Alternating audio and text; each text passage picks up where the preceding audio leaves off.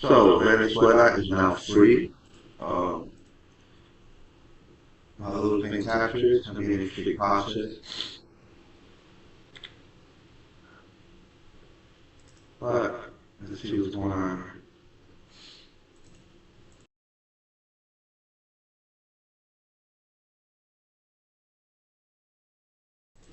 Today I'm going to do the same thing I did last time. I'm just going to go over some videos. Pretty much going over everything. So, without further ado, let's see the reaction to Venezuela to this great news.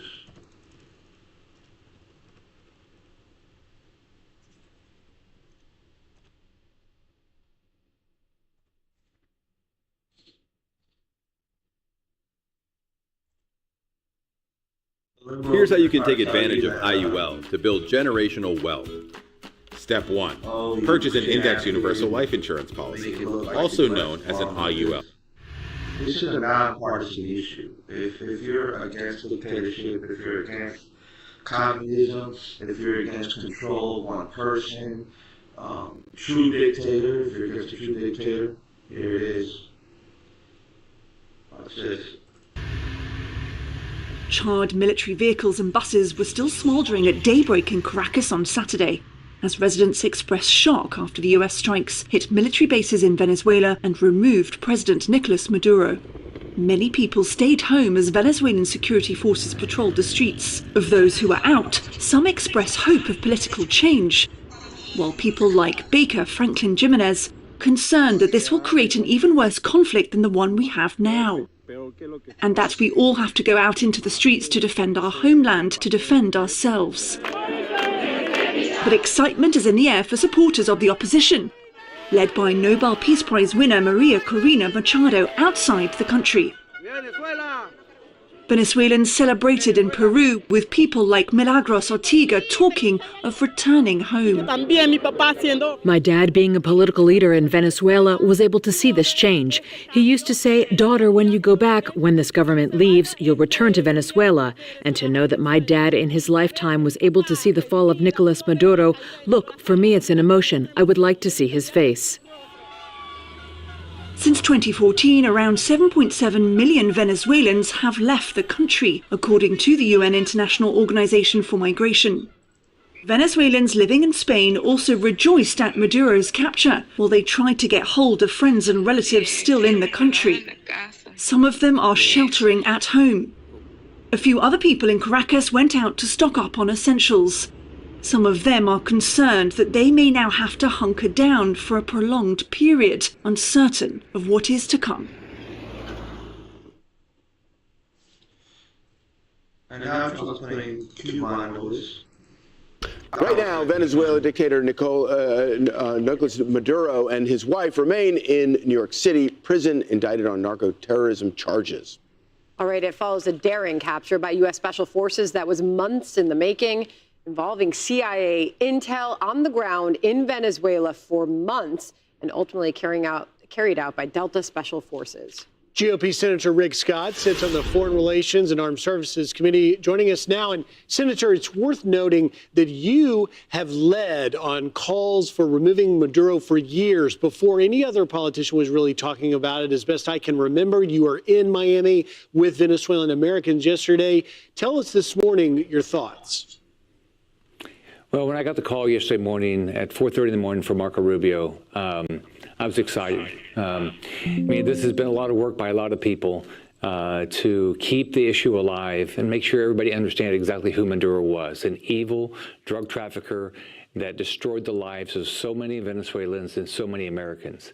So my heart goes out to everybody that's put their effort into this. I want to thank President Trump, Marco Rubio, Pete Hegseth, for what an unbelievable operation this was, that had the guts to do it, because so many people didn't have the guts to do this. I want to thank and big shout out to Maria Corina Machado. I mean, this lady has put her life on the line for years. Maduro wanted to kill her, and she fought and fought and fought. And so now it's, we've got to bring it to a transition till we get liberty and freedom. I'm confident that Marco Rubio's got a plan. We talked about it. It's not going to be easy.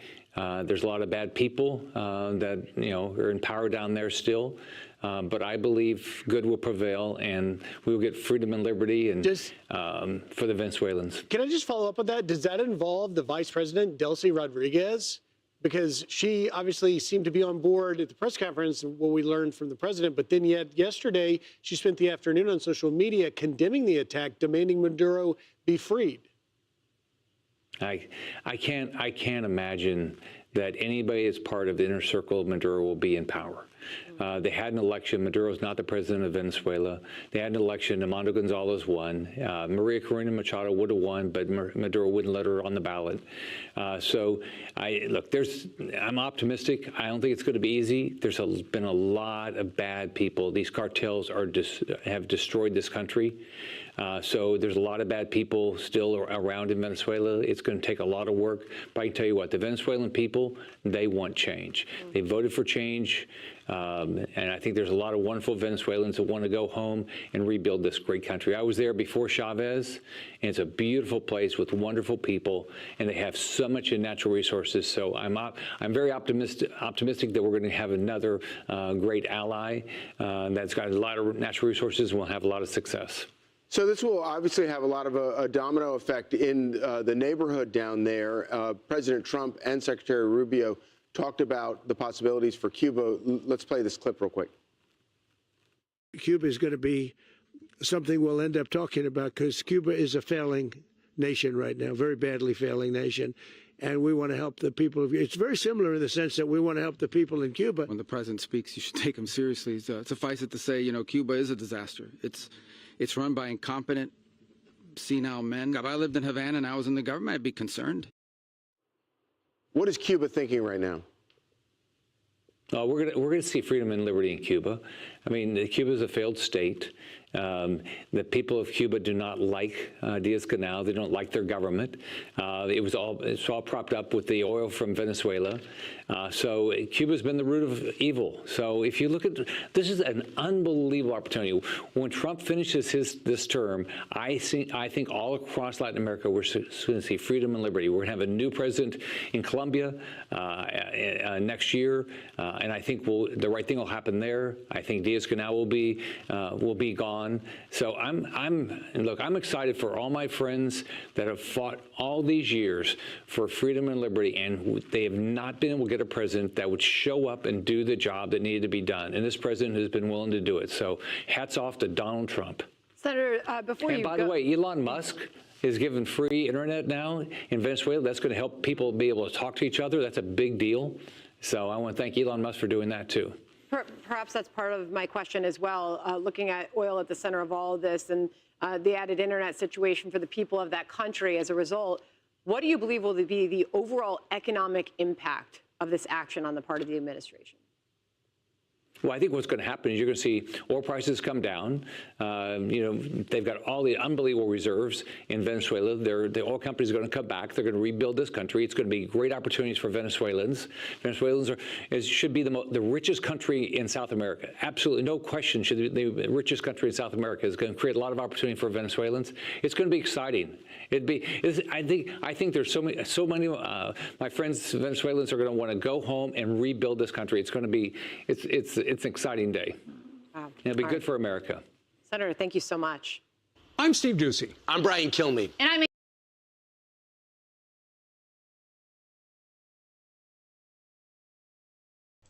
All right, so let's continue on. Let's see here.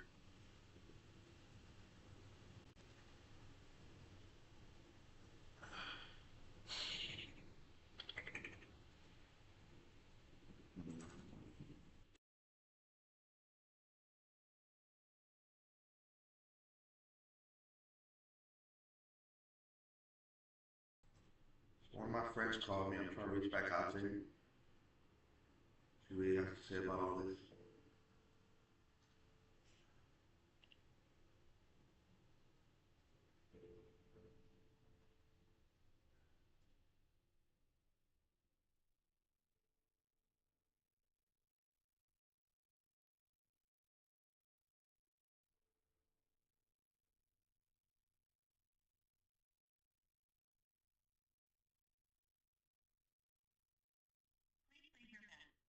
response are busy. Okay, so let me see here.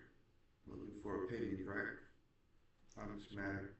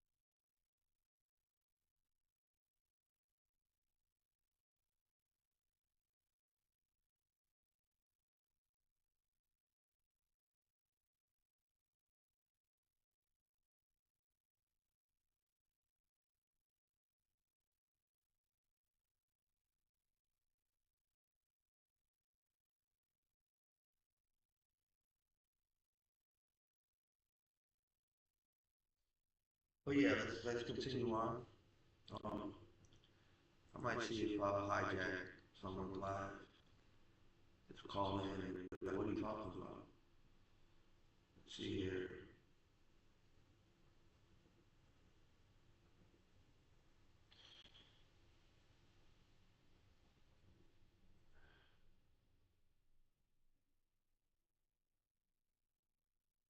He's saying Trump, FBI, Democrats crossed the line. Yeah, Democrats did cross the line a long time ago.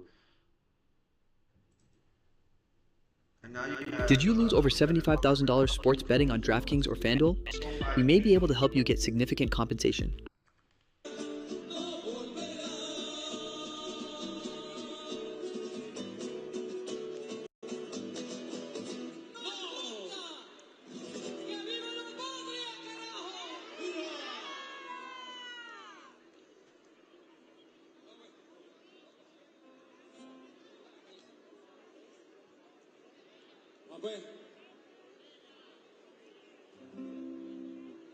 Bueno, el pueblo en armas, ese pueblo que organizó Chávez y ese pueblo que sumó Nicolás, porque todos y todas fuimos a las plazas a inscribirnos, a registrarnos, porque sabía que este momento iba a pasar. Y el pueblo organizado está acá, el pueblo que firmó está acá. No hace falta tener un uniforme, con la convicción y la conciencia vamos a defender la patria. Vamos, ustedes saben este tema. Vamos.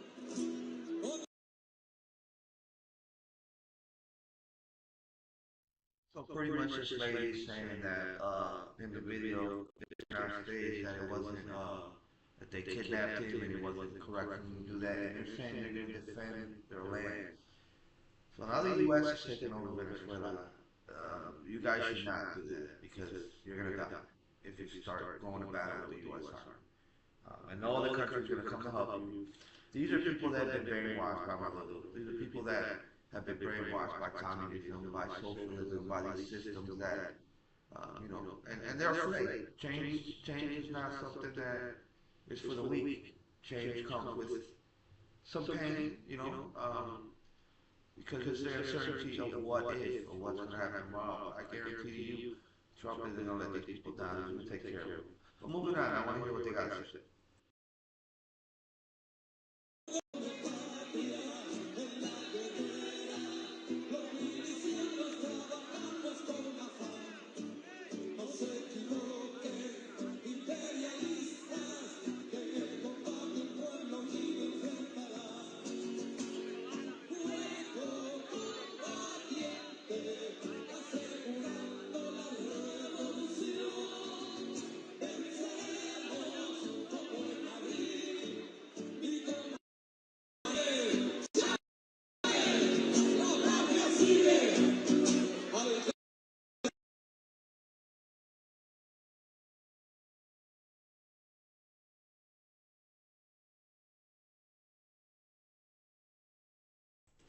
I'm gonna call my boy for real with Mike, see if he's available to talk for a quick minute.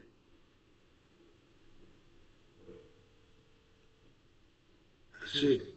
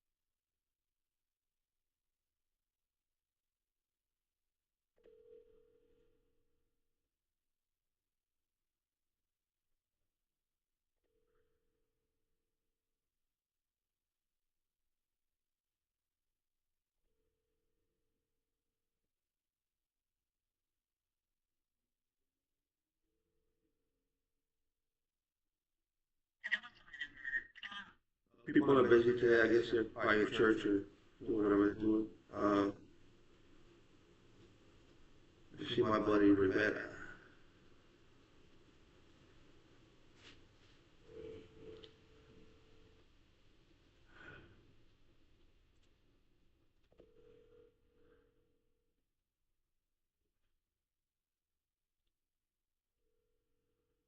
Yeah, same thing. Well busy. Yes.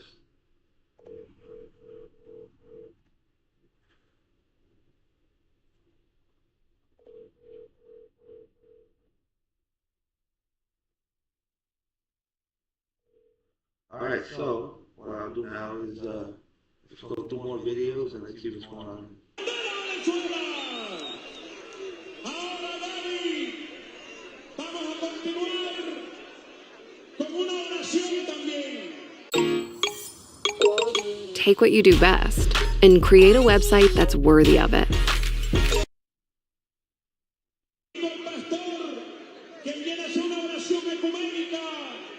Y pedimos a todos los compañeros que han estado a lo largo y ancho de la avenida Urdaneta que prestemos atención a nuestro hermano pastor. Adelante, hermano.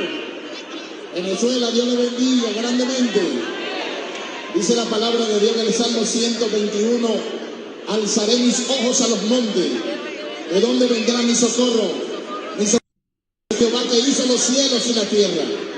El presidente Nicolás Maduro, como buen cristiano, que lo ha demostrado. Let's go right into hearing what Rubio has to say about all this. Joining me now is Secretary of State Marco Rubio. Secretary Rubio, welcome back to Meet the Press. Thank you.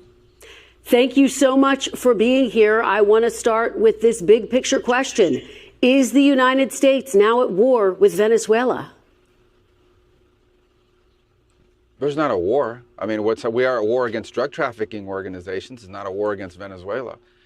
We are enforcing American laws with regards to oil sanctions. We have sanctioned entities. We go to court. We get a warrant. We seize those boats with oil, and that will continue.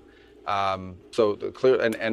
will continue to reserve the right to take strikes against drug boats that are bringing drugs towards the United States that are being operated by transnational criminal organizations, including the Cartel de los Soles.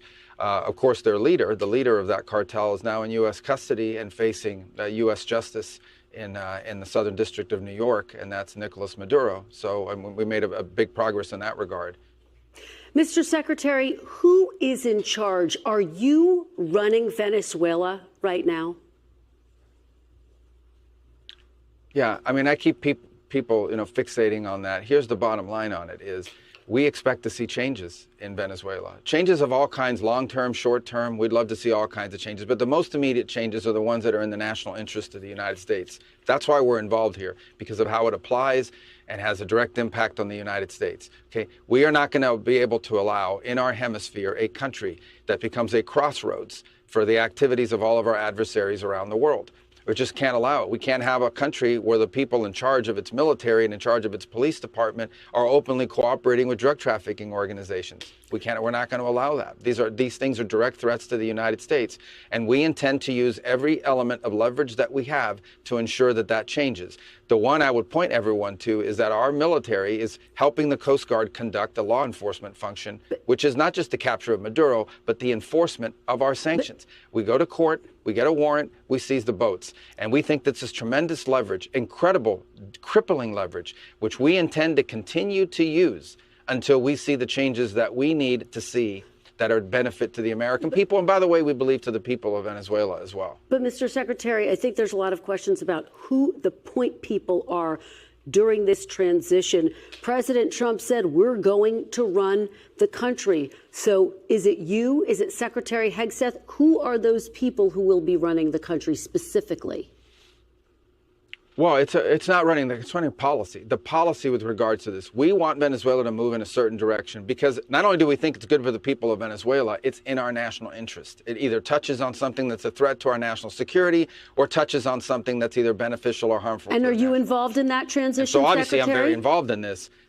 Well, of course. I mean, I think everyone knows I'm pretty involved on politics in this hemisphere. Obviously, as Secretary of State and National Security Advisor, very involved in all these elements. The Department of War plays a very important role here, along with the Department of Justice, for example, because they're the ones that have to go to court. So this is a team effort by the entire national security apparatus of our country, but it is running this policy. And the goal of the policy is to see changes in Venezuela that are beneficial to the United States, first and foremost, because that's who we work for, but also, we believe, beneficial for the people of Venezuela who have suffered tremendously. We want a better future for Venezuela, and we think a better future for the people of Venezuela also is stabilizing for the region and makes the neighborhood we live in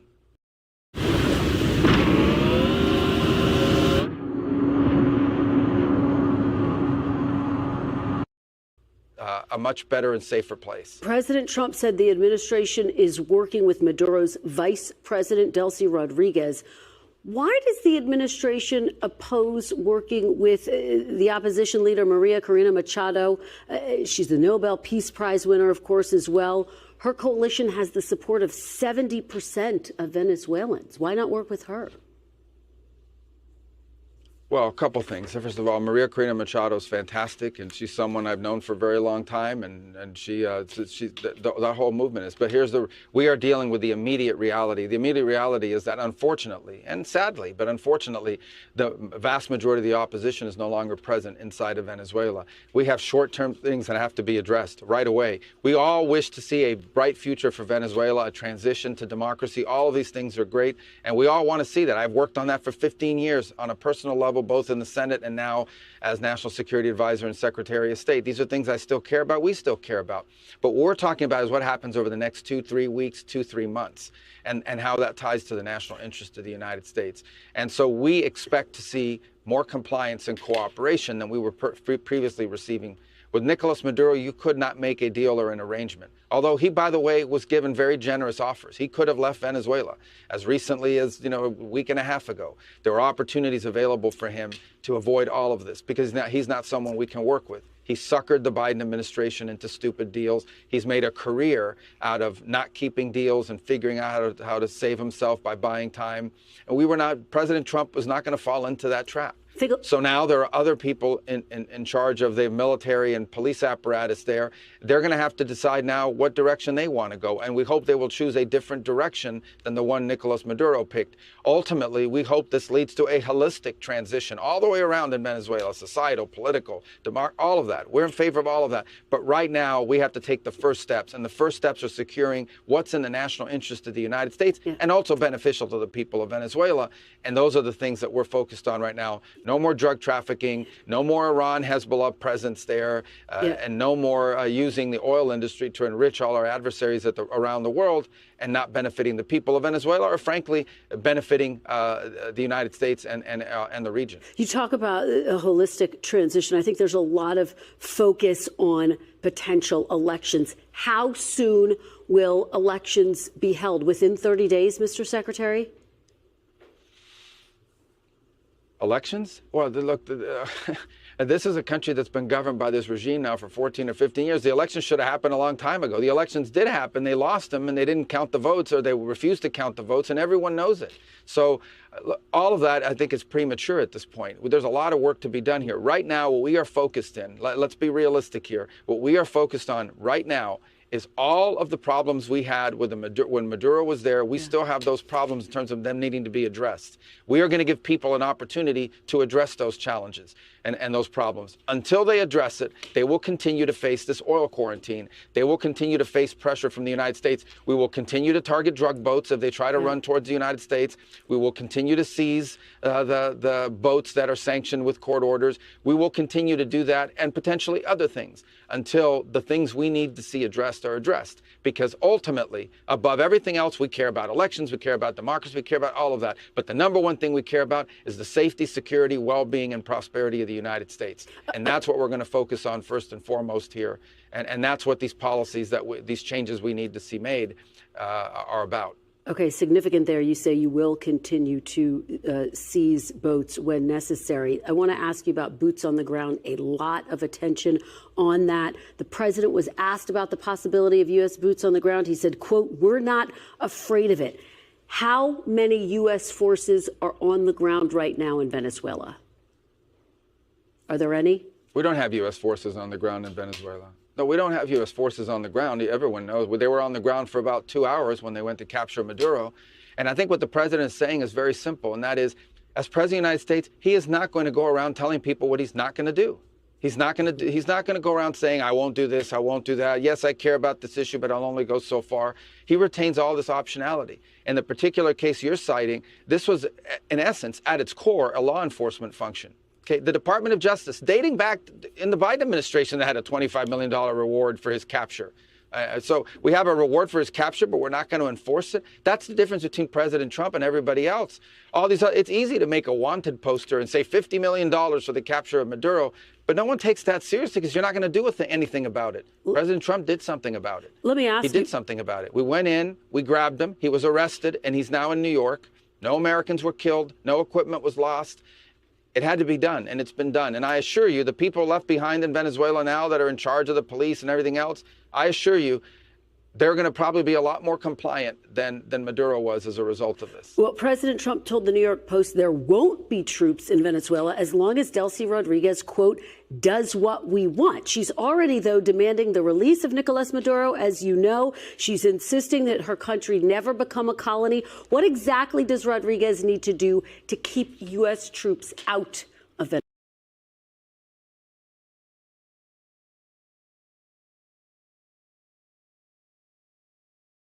Black Velvet, thank you for your input. Thank you for joining my live. Call in. Yeah, I don't know who that is. Appreciate you joining.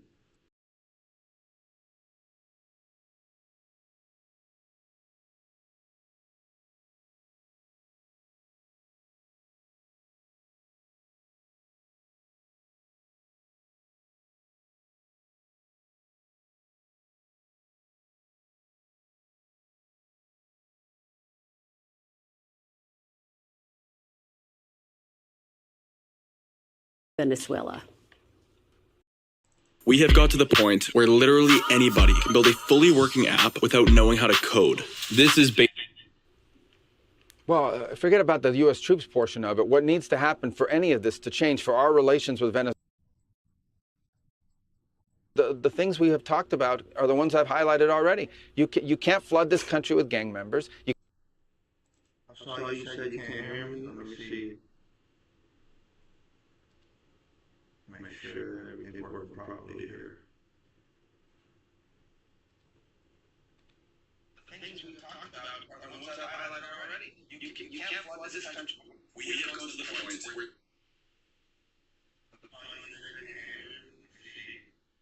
Okay, now I believe you can hear me.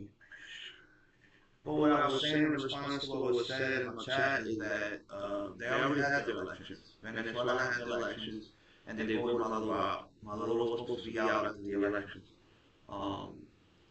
So, yeah, I have a little bit of an echo. I think I need to work on that. I think it's when I do the display capture But I don't mind the echo as long as people can hear me. But what I was saying is we voted, I mean, not us, but the Venezuelans voted Maduro out. We lost the last election, if not the election before he took control of power. He was voted out. Let me fix this echo here too. While I do that, I'll just let the video play. You can't flood this country with drugs that are coming out of Colombia through Venezuela with the cooperation of elements of your security forces. You can't turn Venezuela into the operating hub for Iran, for Russia, for Hezbollah, for China, for the Cuban intelligence agents that control that country. That cannot continue. Those things cannot continue to be in place. You cannot continue to have the largest oil reserves, in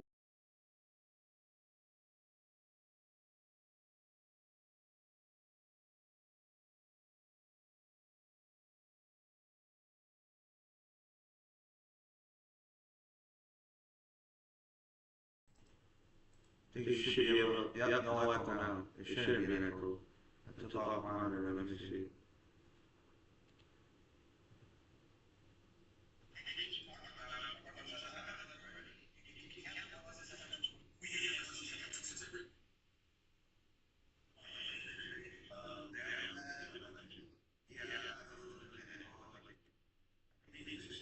Venezuela with the cooperation of elements of your security forces. You can't turn.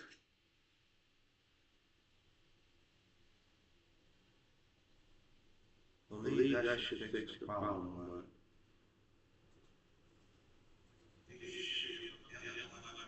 No, there's still an echo, so let's see here.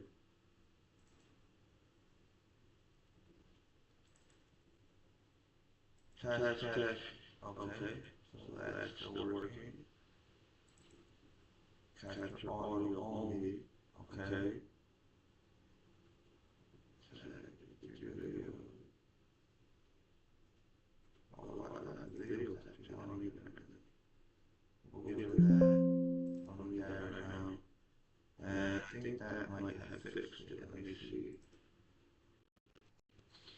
Appreciate you for letting me know that too about the echo, because I'll fix that. No, this ain't echoing, but the webcam is.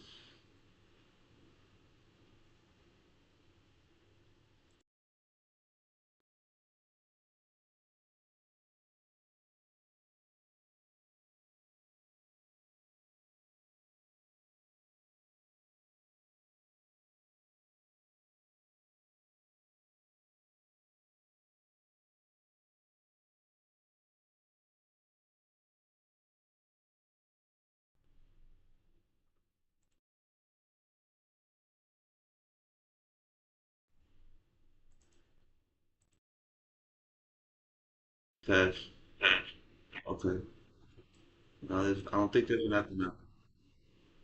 Let me listen on the line.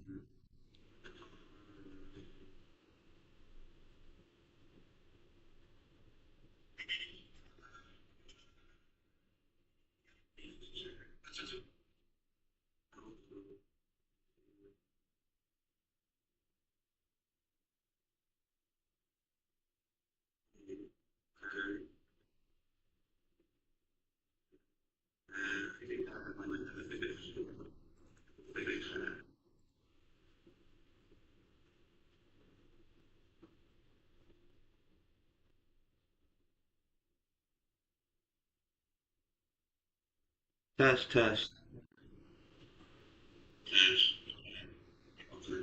Yeah, so yeah, I think that fixed the problem. We listen to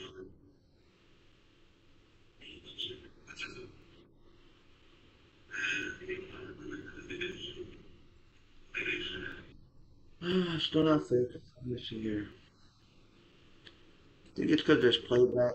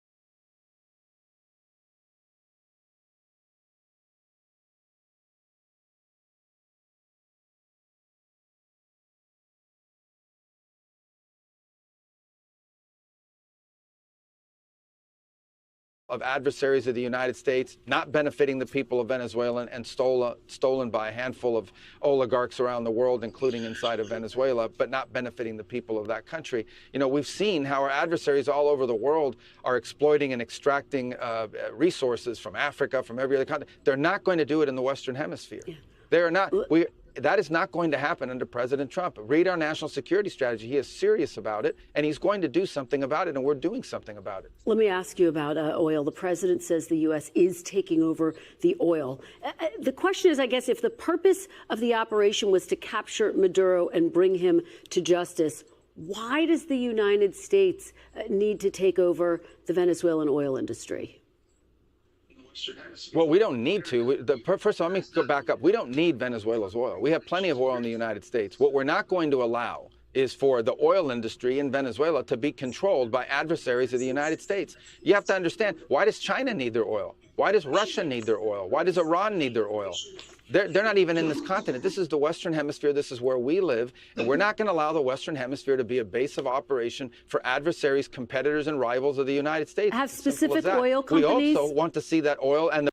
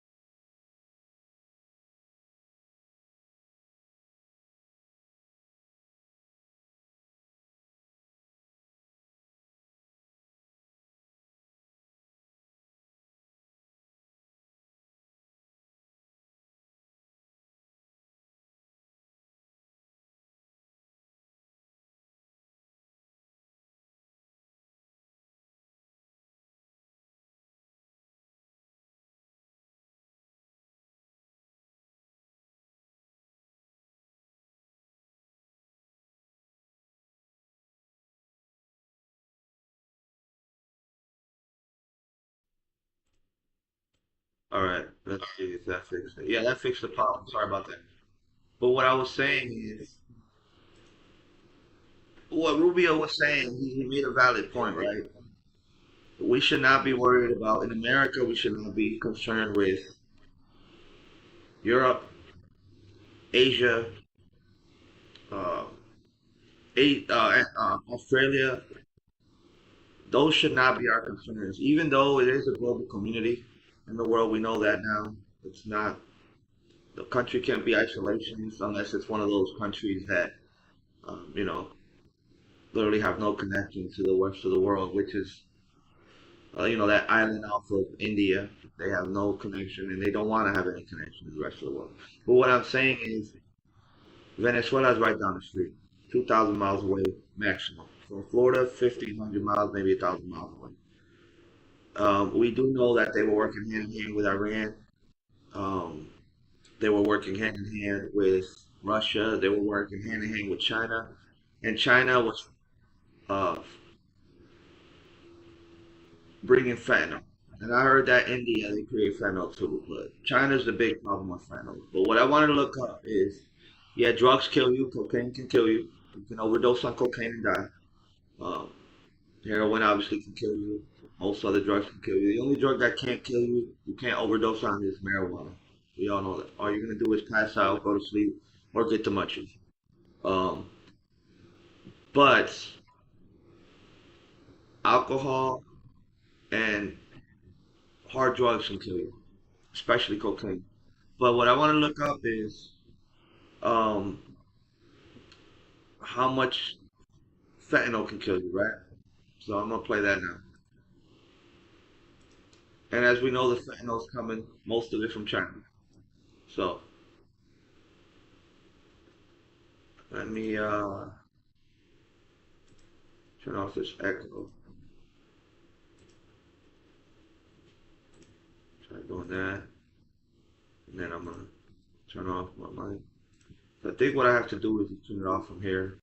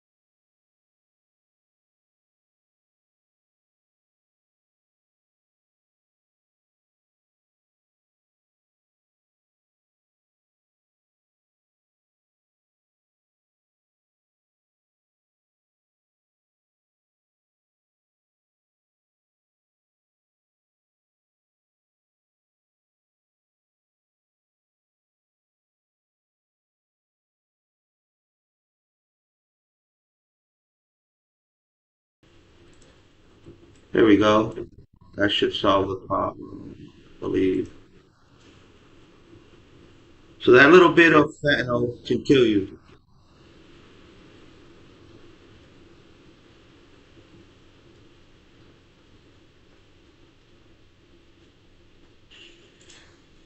There we go. That should solve the problem.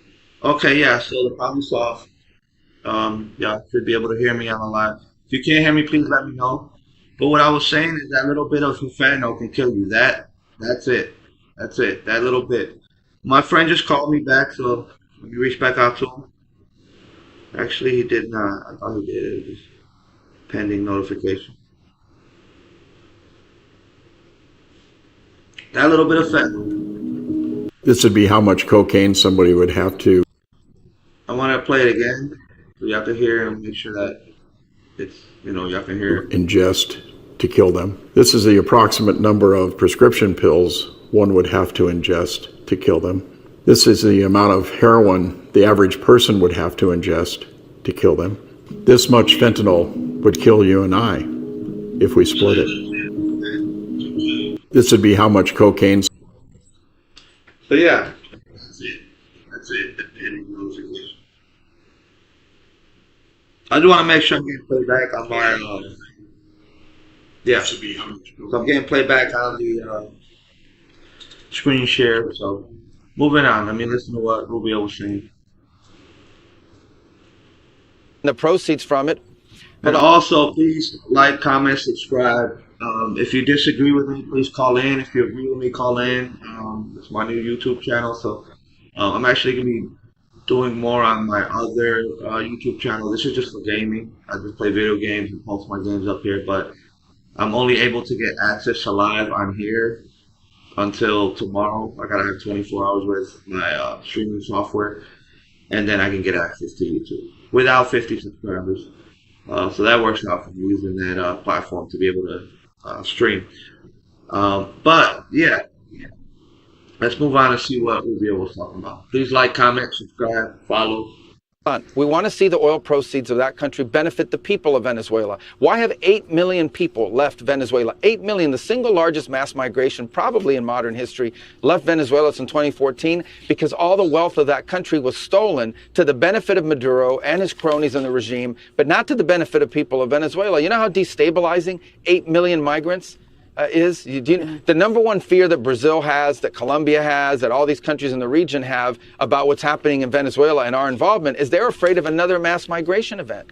That's what they fear. This is deeply destabilizing stuff. It's not going to continue to happen. They are not going to come from outside of our hemisphere, destabilize our region in our own backyard, and us have to pay the price for it. Not under President Trump. Let's talk big picture here. U.S. regime change, historically speaking, has not gone very well for the United States. In Iraq, in Libya, to name a few examples. Can you assure Americans, the people of the United States, that this time will be different? Well, here's what's happened. We've got this phobia built up and this sort of thing that's it's like, number one, most of the experts that people have on television, I watch these experts and it's clown hour. Okay, these are people that have focused their entire career on the Middle East or some other part of the world because that's where all the action was. Very few of them know anything about Venezuela or the Western Hemisphere. Venezuela looks nothing like Libya. It looks nothing like Iraq. It looks nothing like Afghanistan. It looks nothing like the Middle East other than the Iranian agents that are running through there plotting against America. Okay? These are Western countries with long traditions among their at a people-to-people and cultural level and ties to the United States. So there's nothing like that. So I think people need to stop ascribing the apples and oranges here, the apples of the Middle East to the oranges of the Western Hemisphere. But do you... Number two, this is about the national interest of the United States. And what I'm confident of is we are in a safer and better place because we're taking it seriously. The alternative would have been to leave Maduro there as an indicted drug trafficker, illegitimate president, running the country, open invitation for all of our adversaries to do whatever they want against the United States from Venezuela. That was not going to continue. The alternative would have been to allow a drug trafficker to continue to use national territory and elements of nation-state power to further drug trafficking organizations. Read the indictment. This guy used the levers of their security apparatus not to arrest drug traffickers, but to cooperate and facilitate the trafficking of drugs for the purpose of getting them into the United States. That's going to stop. And yet, Mr. Secretary, a month ago, President Trump pardoned the former president of Honduras, who was just starting a 45-year sentence for trafficking more than 500. So that is a claim that the Democrats are doing now. Oh, he pardoned the guy from Honduras that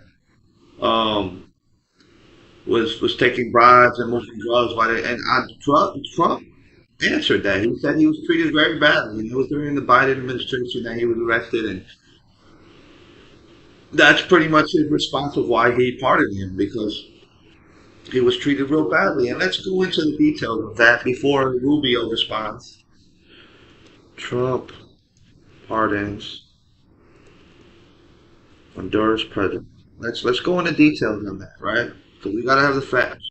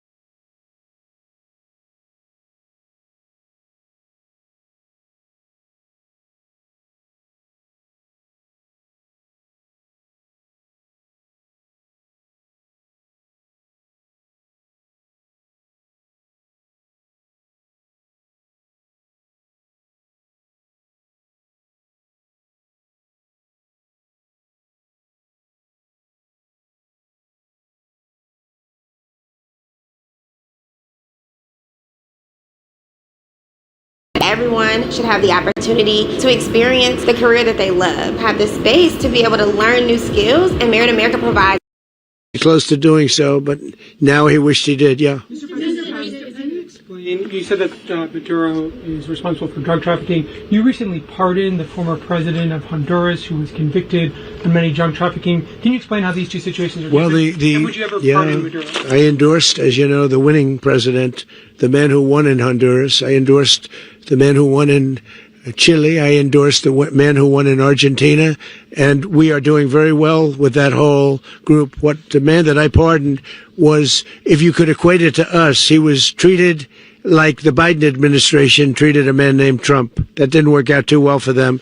This was a man who was persecuted very unfairly. He was the head of the country. He was persecuted very unfairly. And there are a number of them.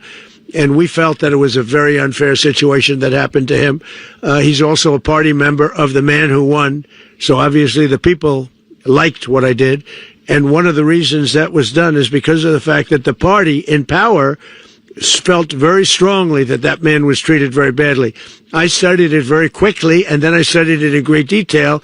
I went to a lot of the people standing behind me, and they felt that that man was persecuted and treated very badly. That's why I gave him a pardon. You referenced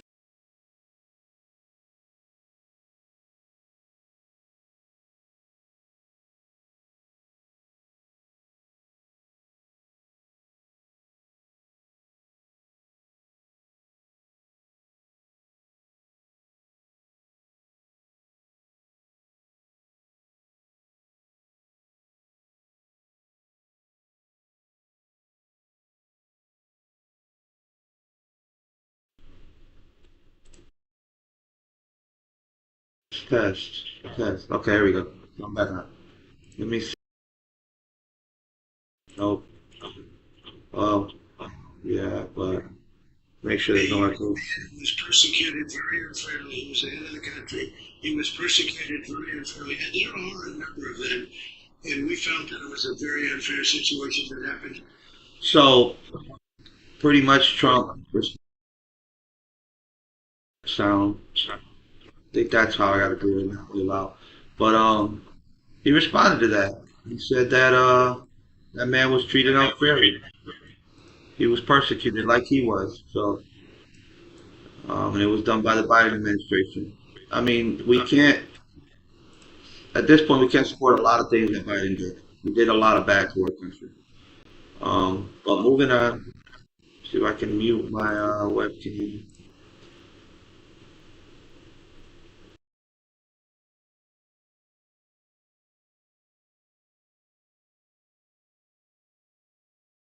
Tons of cocaine. Does that not undercut the administration's stated goal, as you just said, to go after these narco terrorists? Number one, the former president of Honduras. So this is not someone who was in power, had any influence with the politics of Honduras any longer. Number two, I don't do the pardon file. I'm not against it or for it. I just didn't review the file. So I can't speak to you about the dynamics that led the president to make the decision that he made. I think he talked about it yesterday at the press conference. He reviewed the file. He went through the arguments in it, and he felt that the former president of Honduras was treated very unfairly by the previous administration and made the decision that he made. But I think the answer, whether you agree with that decision or not, people can disagree. I mean, there's people out there who make a living out of disagreeing with anything President Trump does. That doesn't mean you leave Maduro in place. That doesn't mean you don't go after Maduro. That's not the answer. I see people saying that. It's like, well, you know, how can you go after Maduro if you didn't do this? That's absurd. The answer to that, whether you have a problem with it or not, is not to leave in place someone who's been indicted, who hasn't even faced American justice yet, but now will. Yeah, and you're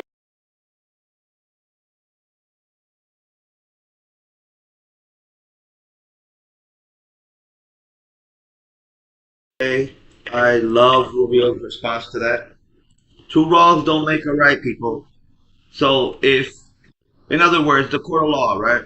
If someone killed your sister, right, and then you decide to kill their brother, and then you go to court and you tell the judge, "Oh, but he killed my sister last week, so I think I was right in killing their brother." The judge will be like, "I don't care. You still kill somebody. 25 to life or more." They will. The court is supposed to handle your sister getting killed, obviously, right? You're supposed to get justice for that, but it doesn't justify the fact that you then killed their brother, right? It doesn't justify that fact. You cannot argue with those. You can't argue with that. You can't argue saying, "Oh, well, they did wrong to me," or "this wrong was being done. This isn't right," or like I said, two wrongs don't make a right. Period. You can't argue from that stance, and that's what Democrats do all the time. They argue from a stance of, "Oh well, this is wrong. On top of that, so why aren't you handling this?" That's what they're doing to Trump. No matter what he does, he's always wrong. So I've got to the point where, yeah, I have this YouTube channel and I, put my opinion out and all that, but at the same time, I don't go back and forth with Democrats. If I do, it's for entertainment. When I watch CNN, it's to laugh. When I watch MSNBC or MSNL now, it's because I want to laugh. That's it. Um, it's ridiculous what people on the left are on right now. It makes no sense at all. But let's continue on.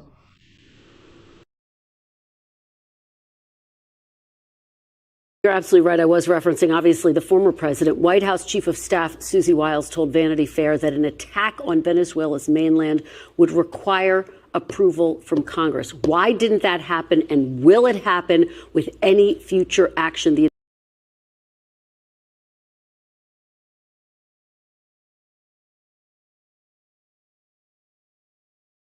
argument that the left is doing also. They're saying, why didn't you go to Congress? Why didn't you get approval for war? First of all, I have two responses to that. First of all, this was not an invasion. This was a military operation to get Maduro. Period. This is not an invasion. Yeah, we're gonna help them transition with getting their new leadership in office, but we're not gonna. I don't see this being an Iraq-Afghanistan situation. It's not. It's not gonna be that. Trump is against that. He's against boots on the ground. Like most Americans are. We've seen this in the past. We've seen Iraq. We've seen Afghanistan. We've seen Vietnam. Uh, this is more like the Gulf War, where '93, where we just went in, we did what we had to do, we got that leader out, and we let them figure things out. That's what's gonna happen. And on top of that, though, you want to free Venezuela with the largest proven oil reserves in the world, being able to trade oil with the United States. I mean, gas will be down to $1 a liter, $1 or a gallon. I think it's per gallon in the U.S. But anyways, gas will go down because we'll have more options, and a lot of the uh, costs that we incur with gas is actually transportation. It's if we're getting gas, let's say from all the way in the Middle East, you know how much money that costs just to transport it all the way to the U.S. It ain't cheap by any means, and that's really how things go up in price a lot. It's transportation. When things take forever to get here, it's going to be pricier. Now, if it's getting our oil from down in Venezuela, right? With free trade, obviously, we're going to be paying for it. Um, it's going to be a lot cheaper. That's all I can say on that. But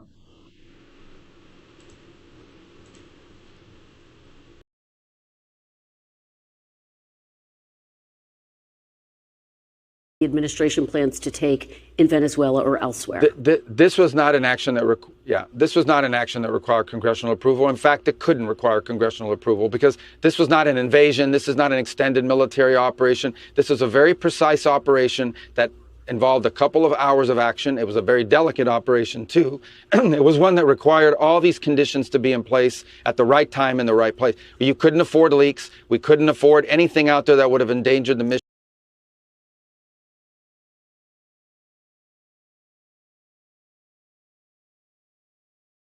two valid points. He said this is not an invasion, one. And two, we do not want this to be leaked to the public. Congress, like Rubio's been saying, Trump's been saying, yeah, most of Congress is Republican, but when you take something like let's say a bill or an authorization to go to war, that's going to be public. It's going to be on C-SPAN. Everyone will be able to know. So then Maduro would have been able to know in advance, and he would have taken off. And on top of that, he had the opportunity to take off. He had the opportunity. We've been saying the same thing, right, since October. They were telling Maduro, get out of power, period. Give up your power. He didn't want to do it. He wanted to hunker down and think that his military was going to be able to go against the U.S. And look at what happened. If people were killed, soldiers were killed, that's on Maduro, period. That's on his narcissism to want to keep power. That's what occurred there.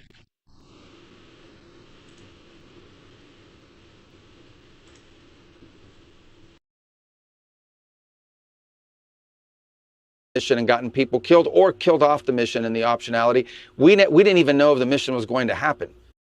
You have it listen, you type it in, and then you go digging. How can you notify something you're not even sure if it can happen? Because in order for it to happen, you needed to have weather conditions in place. He needed to be at the right place at the right time. We needed to have forces prepared to go. There were a lot of factors in place. It was a trigger-based operation. But you can't notify that, number one, because you don't even know what's going to happen, if those conditions will ever align. And number two, you can't risk it being disclosed. But this was not an attack on Venezuela. This was a law enforcement function to capture an indicted drug trafficker. And of course, we needed the Department of War to support it because they do have anti-aircraft missiles that could shoot down those helicopters. But will you? We had to take down radars. We had to take down those anti-air elements on the way in and on the way out. And that's what this was limited to. But will you seek congressional approval for any further action in Venezuela or the region? Well, we will seek congressional approval for actions that require congressional approval. But otherwise, they will get congressional notification. And this is not an operation that required congressional approval. In fact, this is an operation akin to what virtually every single president for the last 40 years is conducted. The difference is that when it's Donald Trump, all these Democrats go bonkers. Is the Cuban government the Trump administration's next target, Mr. Secretary? Very quickly. Well, the Cuban government is a huge problem. Yeah, the Cuban government is a huge problem. First of all, is that a yes? Cuba, but I don't think people fully appreciate. I think they're in a lot of trouble. Yes, I'm not going to.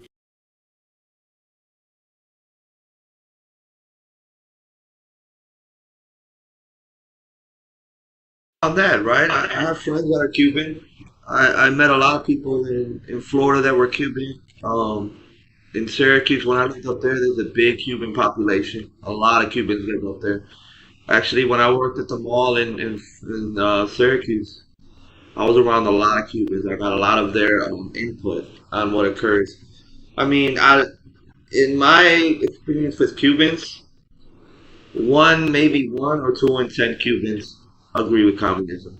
The other 8 or 9, no, because they know. I mean,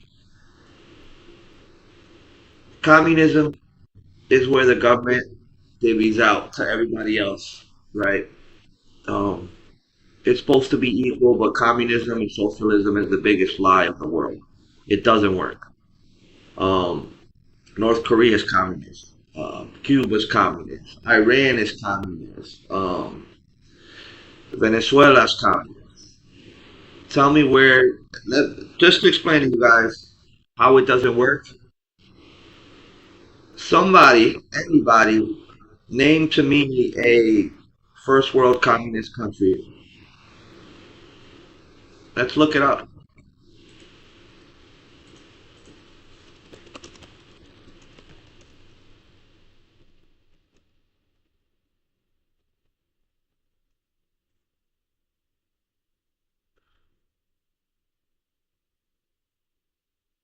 So, I went into Google and looked it up, right?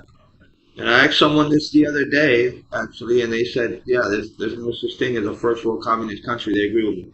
So, according to AI, no, there are currently no first world countries that are communist. I think I got the echo going on again. Let me see here.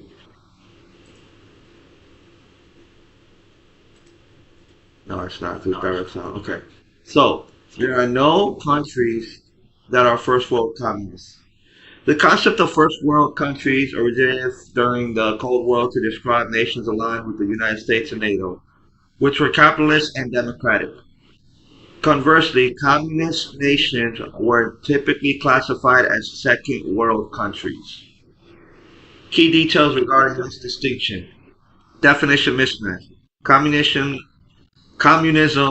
as defined by Marxism, requires classless, stateless society which no modern country has achieved.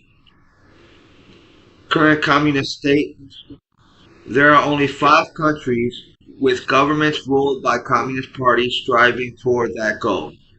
China, Cuba, Laos, North Korea, and Vietnam. None of these are considered first world by historical or modern, strictly economic definitions, although China is now a major industrial power. Economic systems, modern communist-run states, particularly China and Vietnam, have adopted market socialism or mixed economies to drive growth, moving away from pure command economies. While some first world countries have strong social safety nets like Nordic models, they maintain capitalistic economic systems. Right there explains it. If you want to be first world, capitalism. Capitalism. So, let me mute my mic and continue on.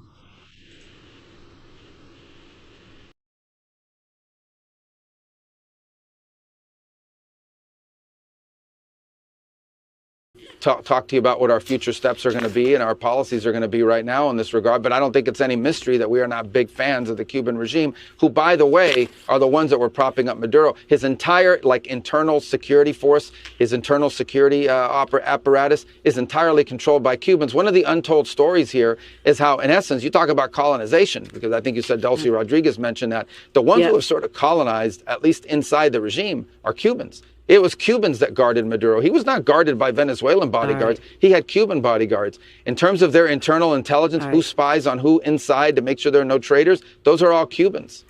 All right. Secretary of State Marco Rubio, thank you for joining us after an incredibly busy 48 hours. Really appreciate it. We thank you for watching, and remember, stay updated on breaking news and top stories on the NBC News app or watch live.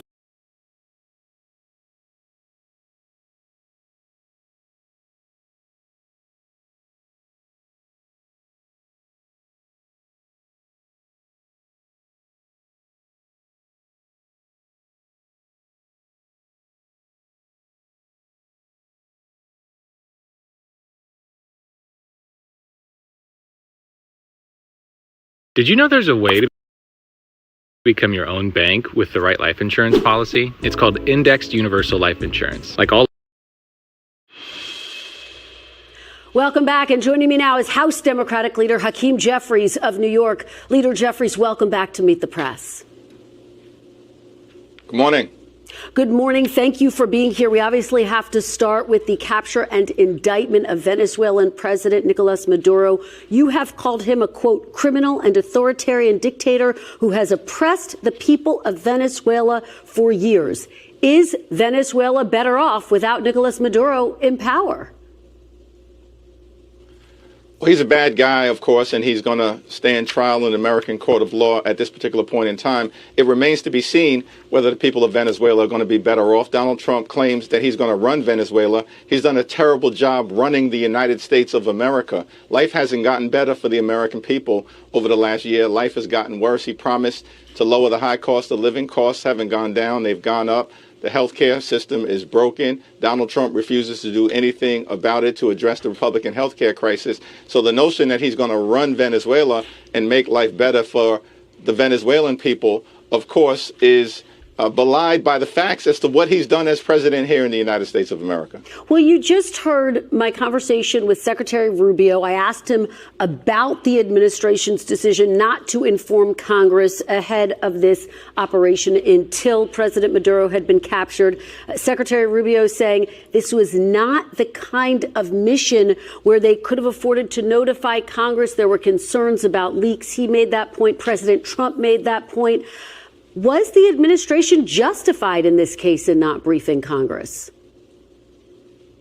Well, there's been no evidence that the administration has presented to justify the actions that were taken in terms of there being an imminent threat to the health, the safety, the well-being, the national security of the American people. This was not simply a counter-narcotics operation. It was an act of war.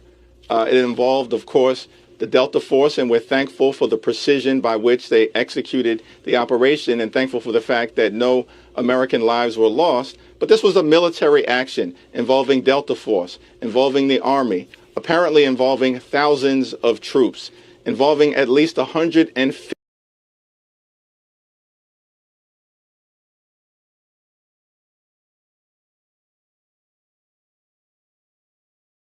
So let's look at his claim that America's not better under Trump, right? Let's see what he's talking about. First of all,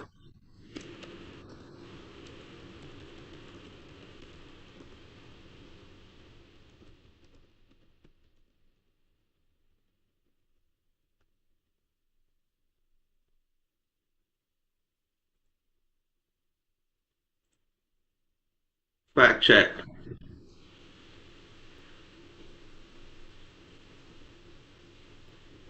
I want to see who this is that's saying this. This is, I don't even know what the source is. The tax policy is going to be great, of course. So let's see what it says here on the prices, right? The president blames his predecessor for driving up prices and everything at levels never seen before. But Trump said he is bringing those prices down and bringing them down very fast. Under the Biden administration, he said car prices rose 22%, gasoline rose 30 to 50%, hotel rates rose 37%, and airfares rose 31%. He continued, now under our leadership, they're all coming down and coming down fast. He went to say that Democrat politicians also sent the cost of groceries soaring, but we are solving that too. He added that the price of Thanksgiving turkey was down 33% compared to the Biden last year, and claimed that the price of eggs is down 82% since March. I agree with that. Eggs were $7 or $8, $6 here. Now they're under $3. I actually grab 18 eggs, and I pay like 4 something. So moving forward, we found support of some of his figures, but none for others. The White House told us that the price data for cars, hotels, airfares, and gasoline came from the Bureau of Labor Statistics, but was not more specific. We checked the Bureau's Consumer Price Index data, the seasonally adjusted numbers, which did show price increases under Biden and mostly decreases so far under Trump. So that's all I need to read. So Hakeem Jeffries is saying that things are not better under Trump, right? And I believe this is a post that's actually trying to speak a little against Trump. But let's read here. We checked the Bureau's Consumer Price Index data right here. The seasonally adjusted numbers, which did show price increases under Biden and mostly price decreases so far under Trump. So that's a lie. He's been debunked. But let me hear more of what this Bobo's talking about. 50 military aircraft.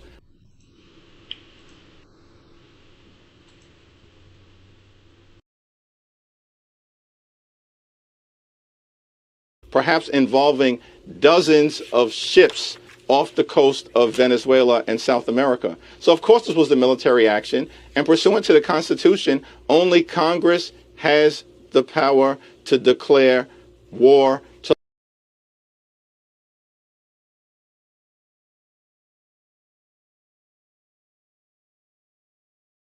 Lie that he's saying. And I wouldn't say it's a lie. He's not lying in saying that Congress is the only country that can declare war. Yes, he's correct saying that. But the problem with what these Democrats do is they always say things out of context. That was an out of context statement because we are not at war with Venezuela. We're not at war with Venezuela. This was an operation to take Maduro out, period. Now, you could say we are causing regime change in Venezuela. Okay, I'll give you that. That's a good argument. But to say that we're at war with Venezuela and to fearmonger, but then again, Hakeem Jeffries has been, he's a dummy. He's very dumb. He's in that category with AOC, which John F. Kennedy says, does John F. Kennedy or Robert Kennedy? The Kennedy guy that's in Congress. He's the reason there is instructions in the shampoo bottle. People are dumb. I don't know how they got elected to public service. I don't know how they got through college because, God, they're dumb. To authorize acts that take place in this regard. And we've got to make sure when we return to Washington, D.C., that legislative action is taken to ensure that no further military steps occur absent explicit congressional approval. All right, well, let's talk about when you return to Washington, D.C. One of the big topics at the forefront of Congress will be, of course, the fight over these Obamacare subsidies. They expired just days ago. The House set to vote on a 3-year extension of those subsidies. But as you know, Senate Majority Leader John Thune has said it's a non-starter in the Senate. Why are you putting forward a bill that has absolutely no chance of passing the Senate? Well, let's take it one step at a time. We've got to make sure that a straightforward extension of the Affordable Care Act tax credits passes out of the House upon our return next week so we can protect the health care of tens of millions of Americans who are about to experience dramatically increased health insurance premiums, copays, and deductibles. In some instances, health insurance costs will increase by $1,000 or $2,000 per month. That's completely and totally unacceptable. And Republicans have a responsibility to partner with us as Democrats to stop it, to protect the health care of everyday Americans, working class Americans, and middle class Americans. Now, when we successfully pass this bill out of the House of Representatives. We know that there's a bipartisan majority in the Senate. Every single Senate Democrat and at least 4 Senate Republicans who support a straightforward extension of the Affordable Care Act tax credits. The votes exist to pass it in the Senate, absent procedural hurdles that John Thune is erecting, because Republicans apparently have no interest in protecting the health care of everyday Americans. They'd rather protect the interests of big oil and their billionaire donors, which is why they enacted massive tax breaks as part of their one big ugly bill. Well, let me ask you, because as you know, we are 26 days away from another potential government shutdown on the heels of the longest shutdown in U.S. history. Would you support another government shutdown over this battle over health care subsidies?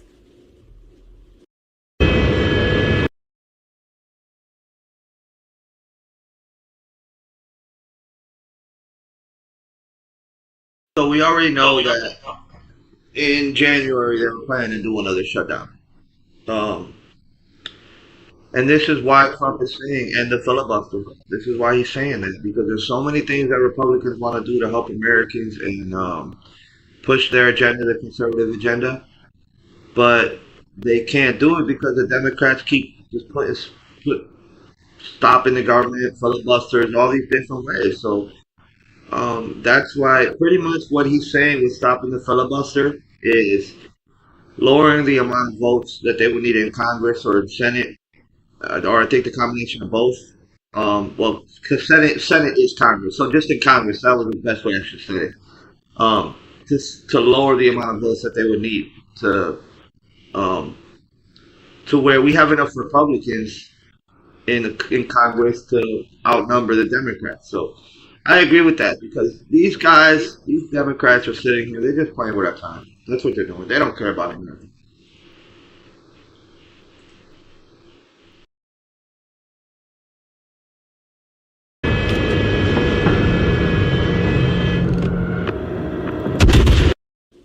But what we've said from the very beginning, first of all, we need to resolve this issue within the next week or so, protect the health care of the American people, and then continue to fix our broken health care system and address the Republican health care crisis that's devastating everyday Americans, including as a result of the fact that they enacted the largest cut to Medicaid in American history. Now, we've also said, as it relates to the appropriations process, that we will sit down anytime, any place with anyone in order to find a bipartisan path forward to enact a spending agreement that actually makes life better for the American people. As Democrats, we're committed to driving down the high cost of living that exists in this country.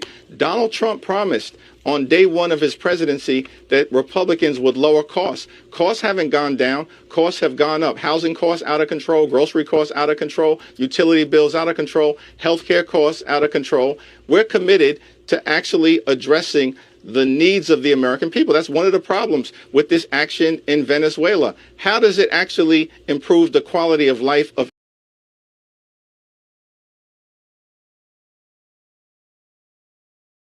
where he says that they're committed to helping the American people? Then why haven't y'all done it yet, Democrats? Y'all had 8 years of Obama, right? Why didn't y'all fix the problem? Why was the country in a worse stance when Obama was done with his 8 years? When I was in New York during that time, right, and I was struggling during that time, right, there was a guy that was pointing. He was pointing to there's a building in New York, right, where it tracks the national debt. And it was just literally just going up and up and up and up and up. And he said, look at how much spending our country's doing.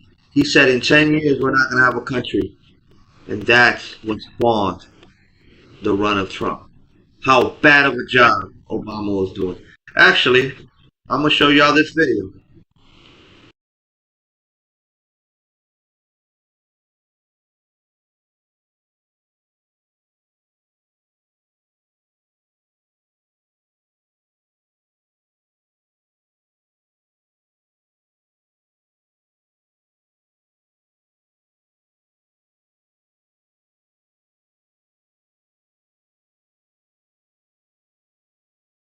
Asked to run for president since the 80s. But he said that he doesn't want to run for president. You know, I'm rich, I have money, like, you know, like I have businesses. Why would I want to run? But he said America would have to get so bad to the point where I'd have to run. But I'll show y'all the video.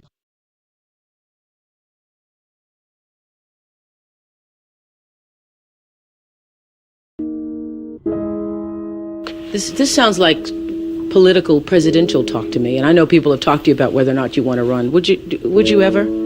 Probably not, but I do get tired of seeing the country ripped off. Why would you not? I just don't think I really have the inclination to do it. I love what I'm doing. I really like it. Also, it doesn't pay as well. No, it doesn't. But, I just probably wouldn't do it, Oprah. I probably wouldn't, but I do get tired of seeing what's happening with this country. And if it got so bad, I would never want to rule it out totally, because I really am tired of seeing what's happening with this country, how we're really making other people live like kings, and we're not. You've said, though, that if you did run for president, you believe you'd win. Well, I don't know. I think I'd win. I tell you what, I wouldn't go in to lose. I've never gone in to lose in my life. And if I did decide to do it, I think I'd be inclined. I would say that I would have a hell of a chance of winning, because I think people, I don't know how your audience feels, but I think people are tired of seeing the United States ripped off. And I can't promise you everything, but I can tell you one thing. This country would make one hell of a lot of money from those people that for 25 years have taken advantage. It wouldn't be the way it's been, believe me. Eve to me is basically freedom. It's a giant open universe where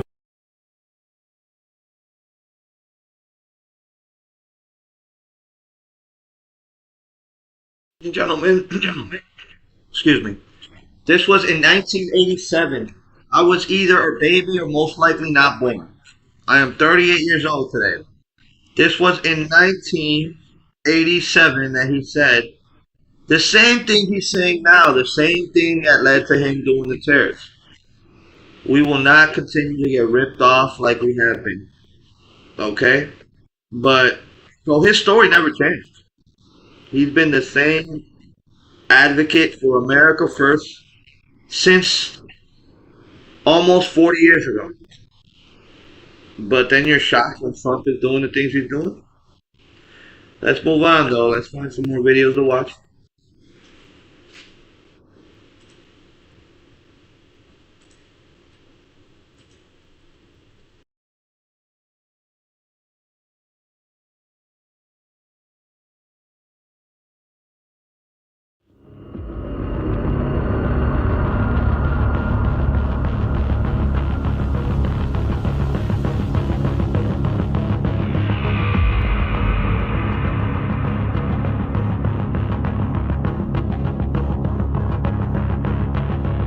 Just days before his dramatic capture by U.S. forces, Venezuela's president was striking a very different tone.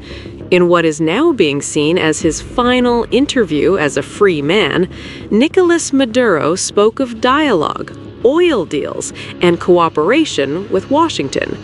Words that stand in sharp contrast to the military operation that followed. Let's take a look at what Maduro said and what it may reveal. Less than 48 hours before his arrest, Maduro gave an interview to a Spanish journalist, later aired on Venezuelan state television. He said Venezuela and the United States must start to speak seriously with facts in hand. The remarks came amid mounting U.S. pressure, sanctions, and an expanding American military presence near Venezuela. Maduro revealed he had spoken directly with U.S. President Donald Trump once. He said Trump called him from the White House on November 21st, describing the 10-minute exchange as respectful. Maduro portrayed the call as evidence that dialogue was possible even as tensions between the two nations escalated. In the interview, Maduro made explicit offers. He said Venezuela was ready to cooperate with the U.S. on combating drug trafficking and open to American investment in its oil sector. Citing Chevron, Maduro said U.S. companies could invest whenever they want, wherever they want, and however they want.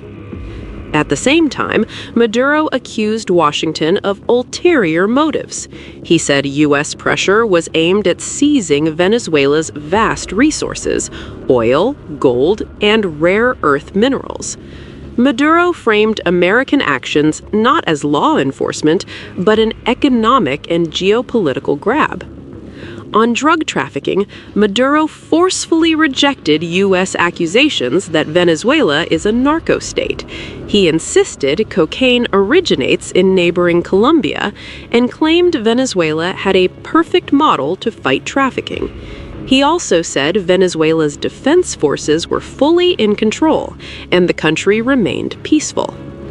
Just days later, those words were overtaken by events.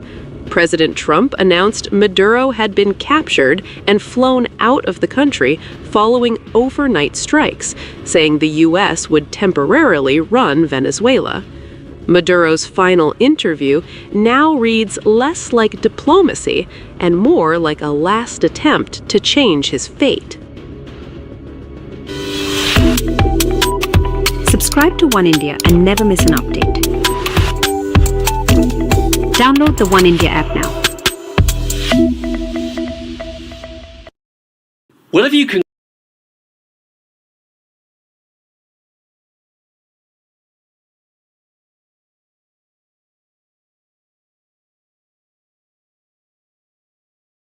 Bill O'Reilly with us, host of the No Spin News on BillO'Reilly.com, author of Confronting Evil, Assessing the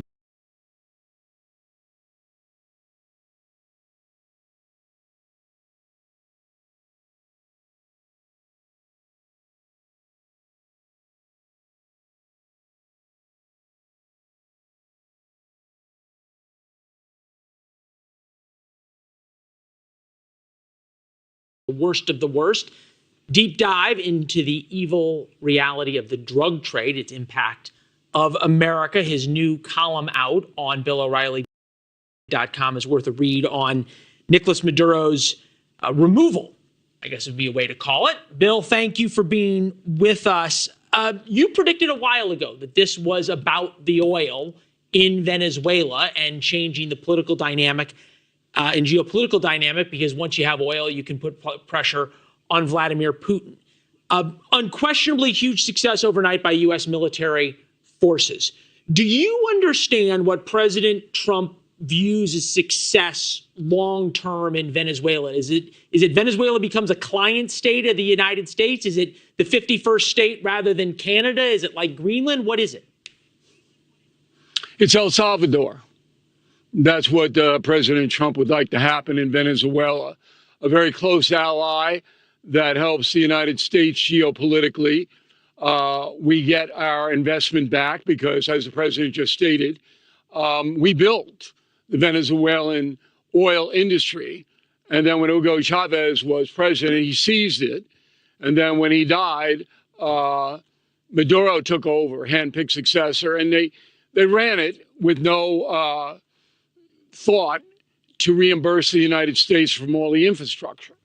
So that was one thing. The narcotics is certainly a message to the South American and Mexican drug lords that nobody's safe. And narcotics is a national security threat. What hasn't been reported, though, and I've been watching the other networks, and I can tell anybody watching right now that you're lucky to be on News Nation, because they're just clueless, most of these pundits. So in November 24th to be exact, the Trump administration declared that a group called Cartel de los Soles was a terrorist group. That group traffics in narcotics. It traffics in oil, illegal oil to places like Iran. Does a lot of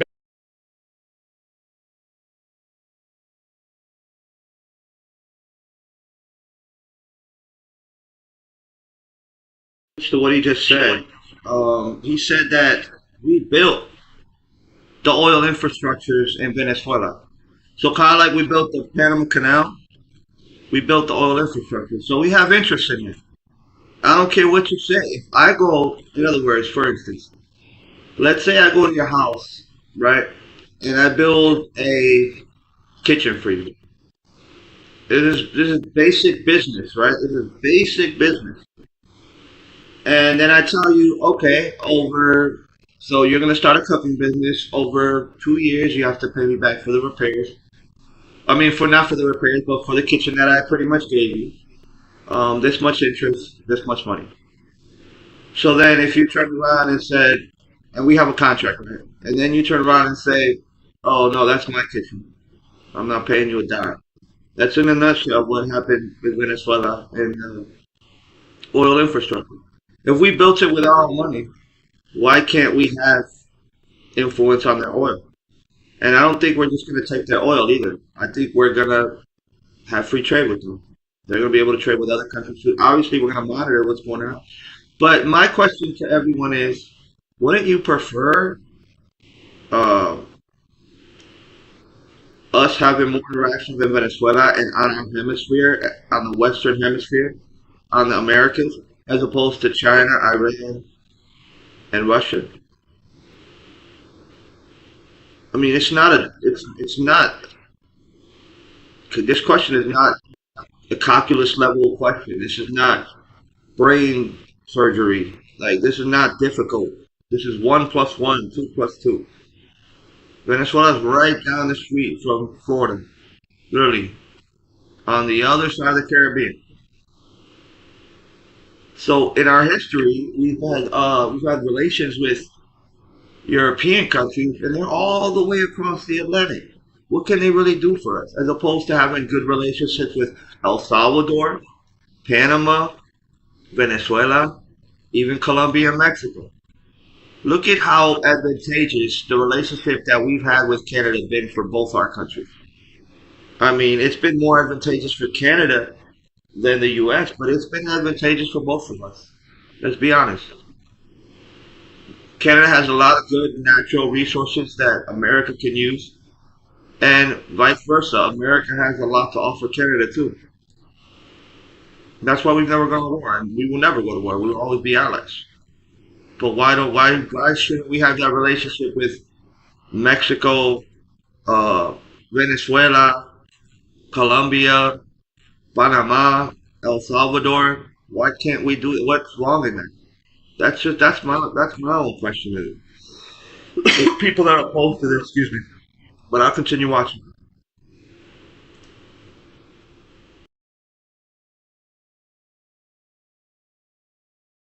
Bad things.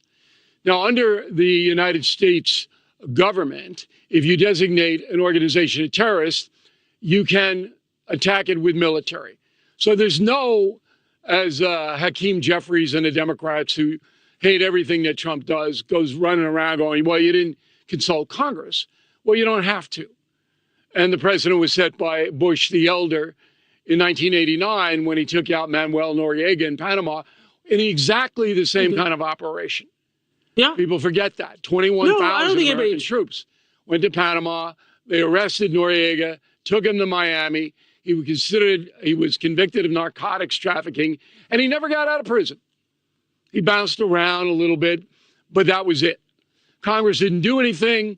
There was very little resistance. 80% but Bill, of the American to people be at the time fair, of though, polls supported the action. Right. And unquestionably, look, when the American military succeeds, Americans have every reason in the world to be proud. Nothing succeeds like success. The world is a safer and better place when America's military is seen as strong.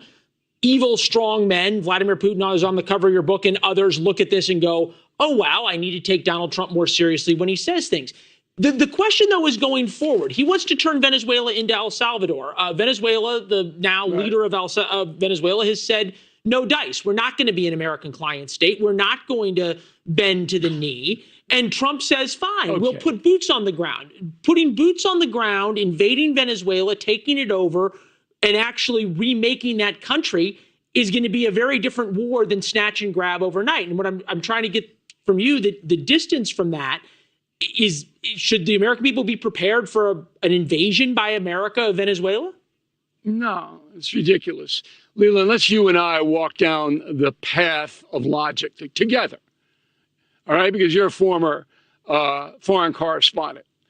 The American embassy will control Venezuela for the next year or so. Thank you for watching. Subscribe below and download our News Nation app right now on your phone, and you will get fact-based, unbiased news for all Americans.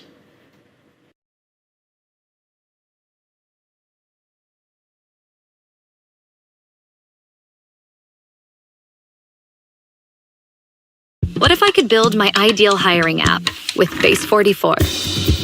Hiring is chaotic. Resumes, conversations, disconnected systems. Today, I can finally build an app shaped around the way we work, tailored with our pipelines, workflows, and total visibility. Making an offer is never just a number. I want a tool that calculates salary ranges, equity, benefits, all of it, into one clear view, sent straight to candidates. What else can I add? I set an AI partner that understands how we hire, writing descriptions that sound like me, pre-screening to my standards, so my hiring gets smarter, not just faster. All built my way.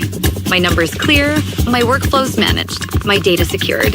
Because in the end, it's not about filtering.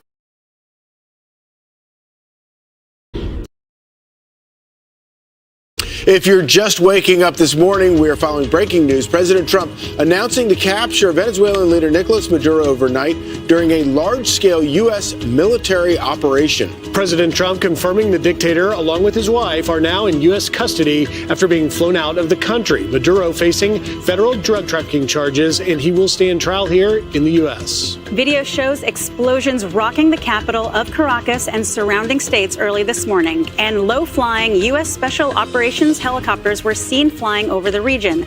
President Trump, who's calling it a brilliant operation, is expected to address the nation at 11 a.m. Eastern from Mar-a-Lago. Lucas Tomlinson joins us now from West Palm Beach, Florida, where the commander-in-chief has been spending the holidays. Good morning, Lucas. Good morning, Charlie. This is what we know. In a daring operation under the cover of darkness at 2 a.m. local time in Caracas, Special Operations Forces, likely the full Silver Bullet package, the National Mission Force, that would be Delta Force, the 75th Ranger Regiment, and perhaps SEAL Team 6, were launched from helicopters of the 160th Special Operations Aviation Regiment, the Night Stalkers, to assault the compound where Venezuelan leader Nicolas Maduro and his wife were sleeping. President Trump confirming the operation in a post on Truth Social. I'll read it for you guys. Posted earlier this morning. The president said, quote,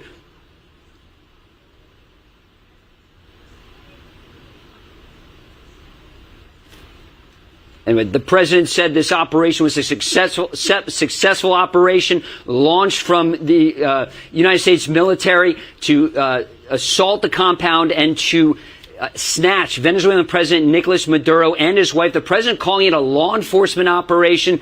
He says the president says he will hold a press conference at 11 a.m. at Mar-a-Lago, where we should hear more details about this operation. And this comes after months of threats from President Trump saying he will be launching strikes on land. And we just heard on Monday when the president confirmed that the CIA had carried out that drone strike ashore in Venezuela. And of course, he had said that Nicolas Maduro's time needed to come to an end. We heard that interview with the Venezuelan president just yesterday, guys. He sounded almost desperate, saying he wanted to have conversations with the Trump administration, talking about making a deal. He wanted to get out of the drug business. He also wanted to make a deal on oil and perhaps have President Trump allow American companies outside of Chevron to go back into the country. But this assault on the compound was carried out under secrecy, under the darkness of night, and clearly incredible intelligence to know exactly where the Venezuelan president was located, guys. A stunning and daring operation, and Nicolas Maduro and his wife now in U.S. custody. Lucas Tomlinson live for us in West Palm Beach. Lucas, we'll come to you as the news warrants. We want to bring in now, though, the Fox News chief political anchor and the host of Special Report, Bret Baier. Bret, it's quite a remarkable development this morning. What do you make of it? It is a remarkable development. Good morning. It is bold. It has been telegraphed that something like this may have been in the works for some time. The effort to charge Nicolas Maduro and have this as a law enforcement effort was key in that True Social post, pointing out that this is a large-scale U.S. military operation surrounding a law enforcement action, taking Nicolas Maduro into custody to face charges in the U.S., he and his wife. As you see these shots overnight, obviously we started getting word in the early morning hours of these explosions, and as time went on, it became evident that this was a large-scale operation largely designed to protect this special ops mission that Lucas Tomlinson just talked about, and this essentially a snatch and grab.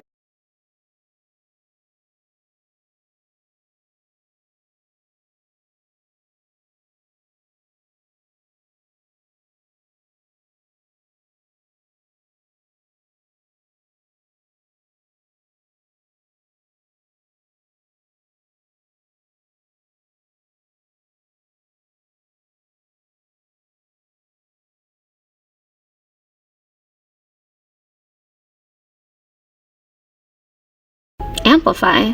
Life insurance that builds wealth. How do they make that work? Your money.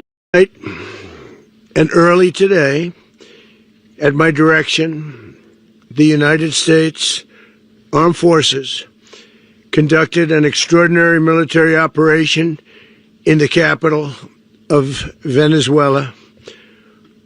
Overwhelming American military power, air, land, and sea, was used to launch a spectacular assault, and it was an assault like people have not seen since World War II. It was a force against a heavily fortified military fortress in the heart of Caracas to bring outlaw dictator Nicolas Maduro to justice. This was one of the most stunning, effective, and powerful displays of American military might and competence in American history. And if you think about it, we've done some other good ones, like the attack on Soleimani, the attack on al-Baghdadi, and the obliteration and decimation of the Iran nuclear sites just recently in an operation known as Midnight Hammer, all perfectly executed and done. No nation in the world could achieve what America achieved yesterday, or frankly, in just a short period of time. All Venezuelan military capacities were rendered powerless as the men and women of our military, working with U.S. law enforcement, successfully captured Maduro in the dead of night. It was dark. The lights of Caracas were largely turned off due to a certain expertise that we have. It was dark and it was deadly. But captured along with his wife, Celia Flores, both of whom now face American justice. Maduro and Flores have been indicted in the Southern District of New York, it's Jay Clayton, for their campaign of deadly narco-terrorism against the United States and its citizens.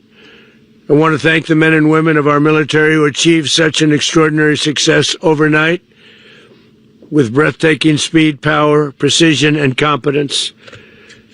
You rarely see anything like it. You've seen some raids in this country that didn't go so well. They were an embarrassment. If you look back to Afghanistan, or if you look back to the Jimmy Carter days, they were different days. We're a respected country again, maybe like never before. These highly trained warriors, operating in collaboration with U.S. law enforcement, caught them in a very ready position. They were waiting for us. They knew we had many ships out in the sea, just sort of waiting. They knew we were coming. So they were in what's called a ready position. But they were completely overwhelmed and very quickly incapacitated. If you would have seen what I saw last night, you would have been very impressed. I'm not sure that you'll ever get to see it, but it was an incredible thing to see. Not a single American service member was killed, and not a single piece of American equipment was lost. We had many helicopters, many planes, many people involved in that fight. But think of that, not one piece of military equipment was lost, not one service member was, more importantly, killed. The United States military is the strongest and most fearsome military on the planet by far. With capabilities and skills our enemies can scarcely begin to imagine. We have the best equipment anywhere in the world. There's no equipment like what we have, and you see that even if you just look at the boats. You know, we've knocked out 97% of the drugs coming in by sea. 90%. Each boat kills on average 25,000 people. We knocked out 97%. And those drugs mostly come from a place called Venezuela. We're going to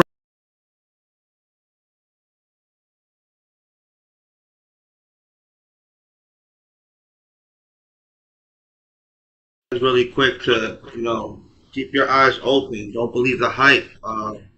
This is Venezuelans cheering around the world, right? So, show y'all my phone here.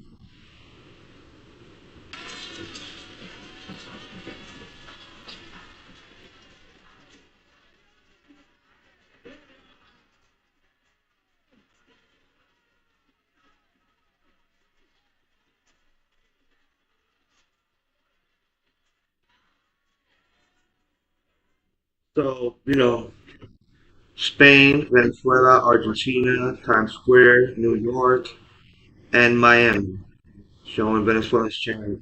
And yeah, there's going to be Venezuelans that are against this, or against the capture of Maduro, because they're most likely the ones who were closest to him, worked for him, had some type of position, in which now their life is going to take a drastic turn as opposed to.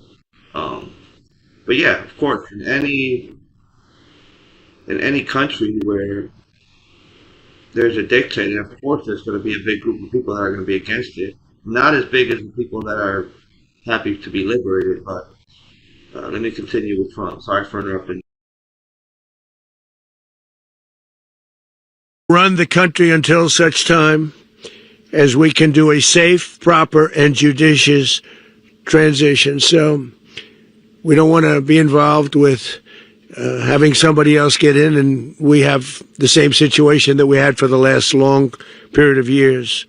So we are going to run the country until such time as we can do a safe, proper, and judicious transition. And it has to be judicious, because that's what we're all about. We want peace, liberty, and justice for the great people of Venezuela, and that includes many from Venezuela that are now living in the United States and want to go back to their country. It's their homeland. We can't take a chance that somebody else takes over Venezuela that doesn't have the good of the Venezuelan people in mind. We've had decades of that. We're not going to let that happen. We're there now, and what people don't understand, but they understand as I say this, we're there now, but we're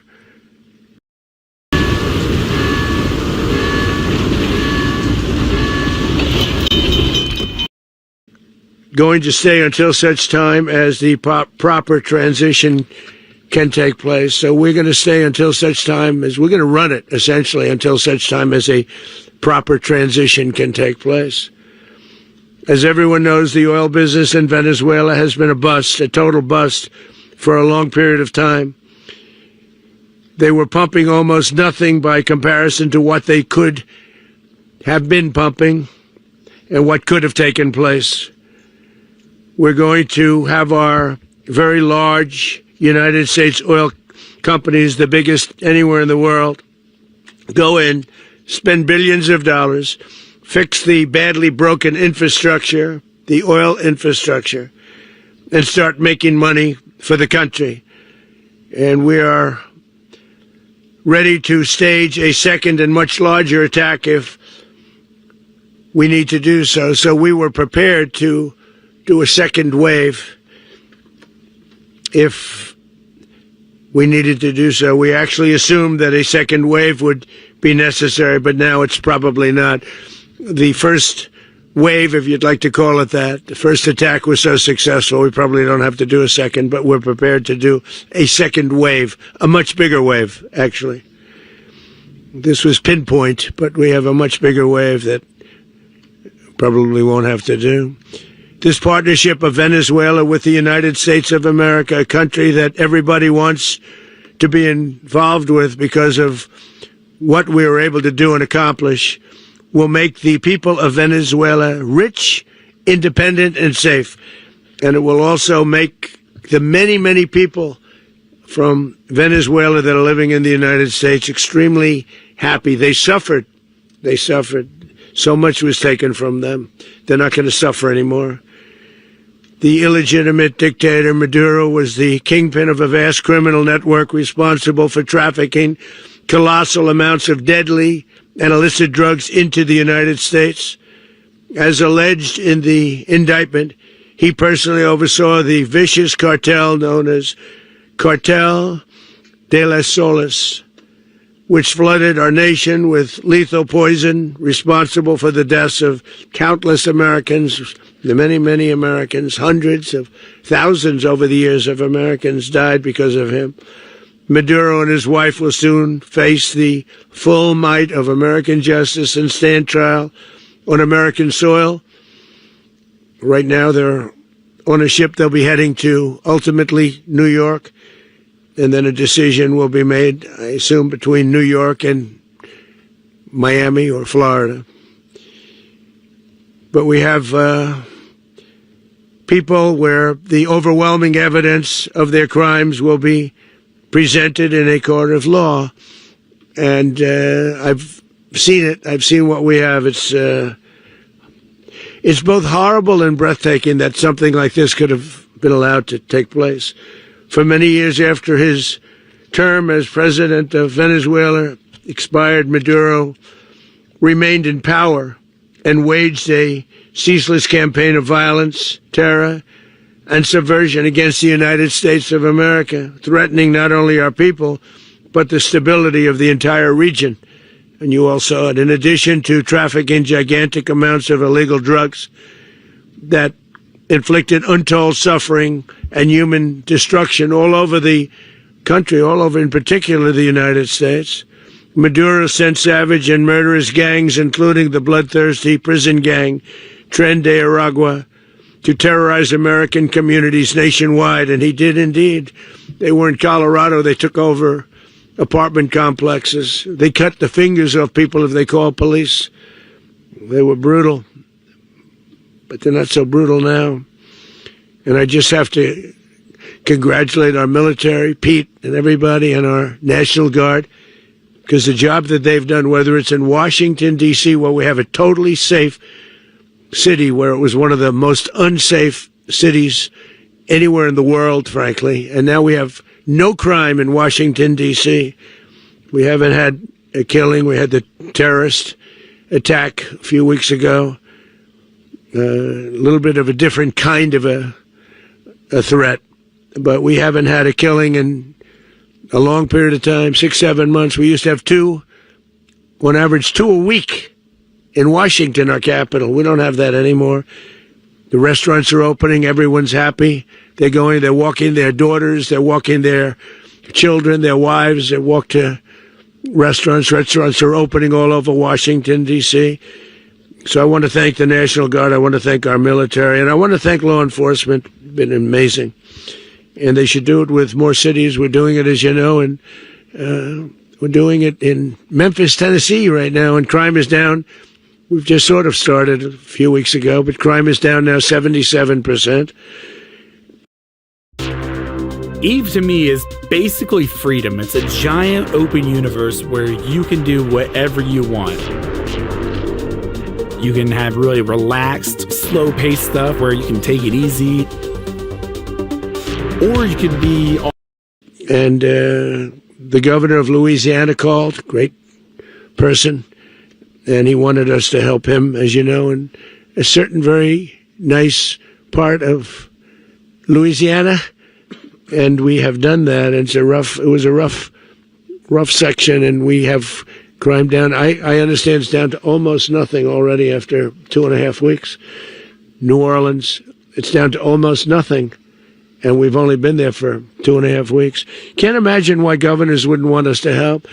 We also helped, as you know, in Chicago, and crime went down a little bit there. We did a very small help because we had no working ability with the governor. The governor was a disaster, and the mayor was a disaster, but it knocked down crime. But we're pulling out of there. When they need us, we'll know. You'll know. You'll be writing about it. And likewise, Los Angeles, where we saved Los Angeles early on, where the head of the police department made a statement that if the federal government didn't come in, we would have lost Los Angeles. That's long after the fires. That's when they had the riots in Los Angeles. We did a great job. Got no credit for it whatsoever, but that's okay. It doesn't matter. We don't need the credit. But we'll be pulling out when they need us. They'll call, or we'll go back if we have to. We'll go back. But we did a great job in various cities. But the place that we're very proud of is Washington, D.C., because it's our nation's capital. We took it from being a crime-ridden mess to being one of the safest cities in the country. But the gangs that they sent raped, tortured, and murdered American women and children. They were in all of the cities I mentioned, Tren de Aragua. And they were sent by Maduro to terrorize our people, and now Maduro will never again be able to threaten an American citizen or anybody from Venezuela. There will no longer be threats. For years I've highlighted the stories of those innocent Americans whose lives were so heartlessly robbed by this Venezuelan terrorist organization. Really one of the worst. One of the worst, they say the worst. Americans like 12-year-old Jocelyn Nungari from Houston. Beautiful Jocelyn Nungari, what happened to her?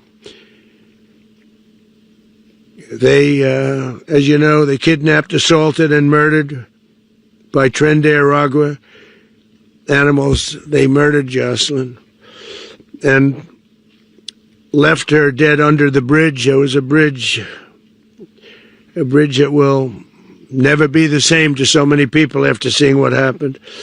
As I've said many times, the Maduro regime emptied out their prisons, sent their worst and most violent monsters into the United States to steal American lives. And they came from mental institutions and insane asylums. They came from prisons and jails. The reason I say both, they sound similar. Actually, prisons a little bit more hostile, a little bit tougher. A mental institution isn't as tough as an insane asylum, but we got them both. They sent from their mental institutions. They sent from their jails, prisons. They were drug dealers. They were drug kingpins. They sent everybody bad into the United States, but no longer. And we have now a border where nobody gets through. In addition, Venezuela unilaterally seized and stole American oil, American assets, and American platforms, costing us billions and billions of dollars. They did this a while ago, but we never had a president that did anything about it. They took all of our property. It was our property. We built it. And we never had a president that decided to do anything about it. Instead, they fought wars that were 10,000 miles away. We built Venezuela oil industry with American talent, drive, and skill, and the socialist regime stole it from us during those previous administrations, and they stole it through force. This constituted one of the largest thefts of American property in the history of our country. Considered the largest theft of property in the history of our country. Massive oil infrastructure was taken like we were babies, and we didn't do anything about it. I would have done something about it.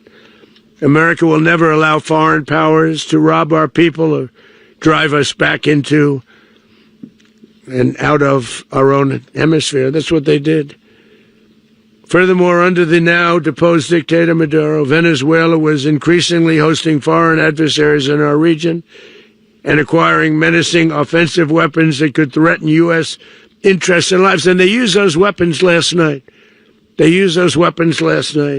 Potentially in league with the cartels operating along our border.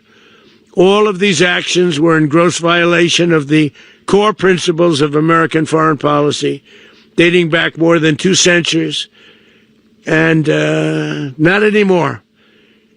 All the way back, it dated to the Monroe Doctrines. And the Monroe Doctrine is a big deal, but we've superseded it by a lot. I would say it's like having another producer in the room that knows exactly what your song needs. This is co-producer. The fast by a real lot.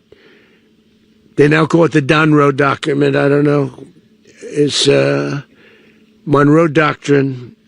We sort of forgot about it. It was very important, but we forgot about it. We don't forget about it anymore. Under our new national security strategy, American dominance in the Western Hemisphere will never be questioned again. Won't happen. So just in concluding, for decades, other administrations have neglected or even contributed to these growing security threats in the Western Hemisphere. Under the Trump administration, we are reasserting American power in a very powerful way in our home region. And our home region is very different than it was just a short while ago. The future will be, and we did this in my first term. We had great dominance in my first term, and we have far greater dominance right now. Everyone's coming back to us. The future will be determined by the ability to protect commerce and territory and resources that are core to national security. These are core to our national security. Just like tariffs they've made our country rich, and they've made our national security stronger than ever before. But these are the iron laws that have always determined global power.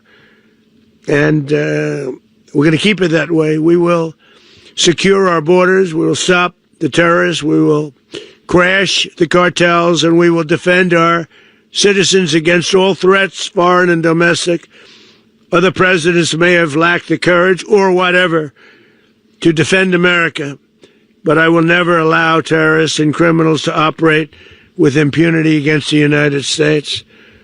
This extremely successful operation should serve as warning to anyone who would threaten American sovereignty or endanger American lives. Very importantly, the embargo on all Venezuelan oil remains in full effect. The American Armada remains poised in position, and the United States retains all military options until United States demands have been fully met and fully satisfied. All political and military figures in Venezuela should understand what happened to Maduro can happen to them, and it will happen to them if they aren't just fair, even to their people. The dictator and terrorist, Maduro, is finally gone, and Venezuela people are free. They're free again. It's been a long time for them, but they're free. America is a safer nation this morning. It's a prouder nation this morning because it didn't allow this horrible person and this country that was doing very bad things to us. It didn't allow it to happen. And the Western Hemisphere is right now a much safer place to be. So I want to thank everybody for being here. I want to thank General Raisin Kane. He's a fantastic man. I've worked with a lot of generals. I worked with some I didn't like. I worked with some I didn't respect. I worked with some that just weren't good. But this guy is fantastic. I watched last night one of the most precise attacks on sovereignty. I mean, it was an attack for justice. And I'm very proud of him, and I'm very proud of our Secretary of War, Pete Hegseth, who I'm going to ask to say a few words. Thank you very much. Mr. President, can you explain how the U.S. will run Venezuela? Well, thank you, Mr. President. Finally, a commander-in-chief the world respects and the American people deserve. And as the President said, words can barely capture the bravery and the power and the precision of this historic operation. A massive joint military and law enforcement raid flawlessly executed by the greatest Americans our country has to offer. American warriors are second to none, the best in the world and the best of our country. What all of us witnessed last night was sheer guts and grit, gallantry, and glory of the American warrior. I'm simply humbled by such men, and I tip my hat to our chairman, Dan Raisin Kane, and all those Americans who stood watch last night. Our warriors are the elite of America, and again, President Trump has your back. No other country on planet Earth, and it's not even close, could pull this kind of operation off. And no other president has ever shown this kind of leadership, courage, and resolve, the most powerful combination the world has ever seen.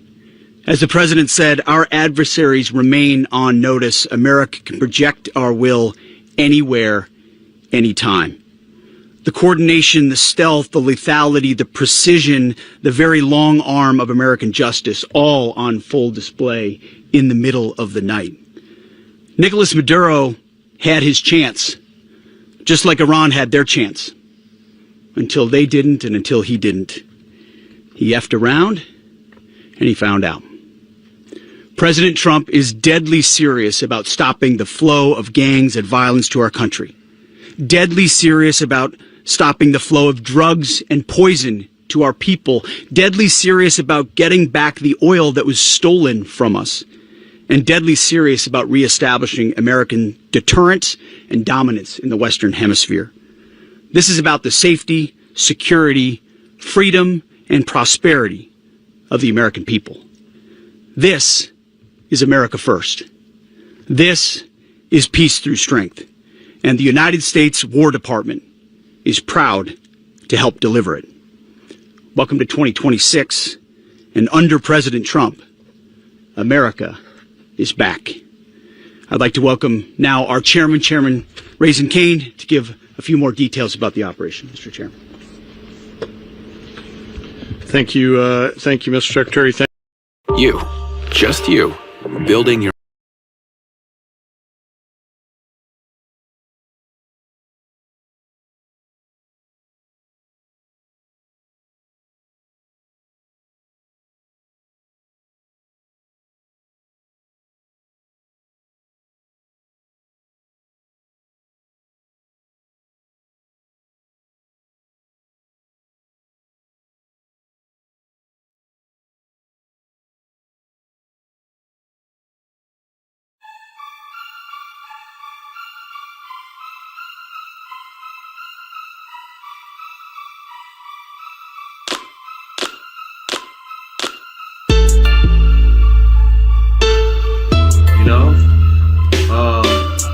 That's it in a nutshell.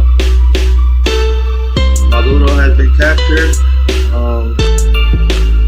Welcome to 2026, as you guys have said. Expect anything.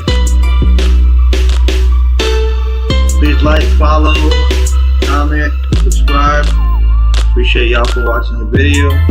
We'll continue going live. This is my gaming account. I'm gonna slide these videos over to my other account at Mel Politics, just like it sounds. Yeah, see you next time.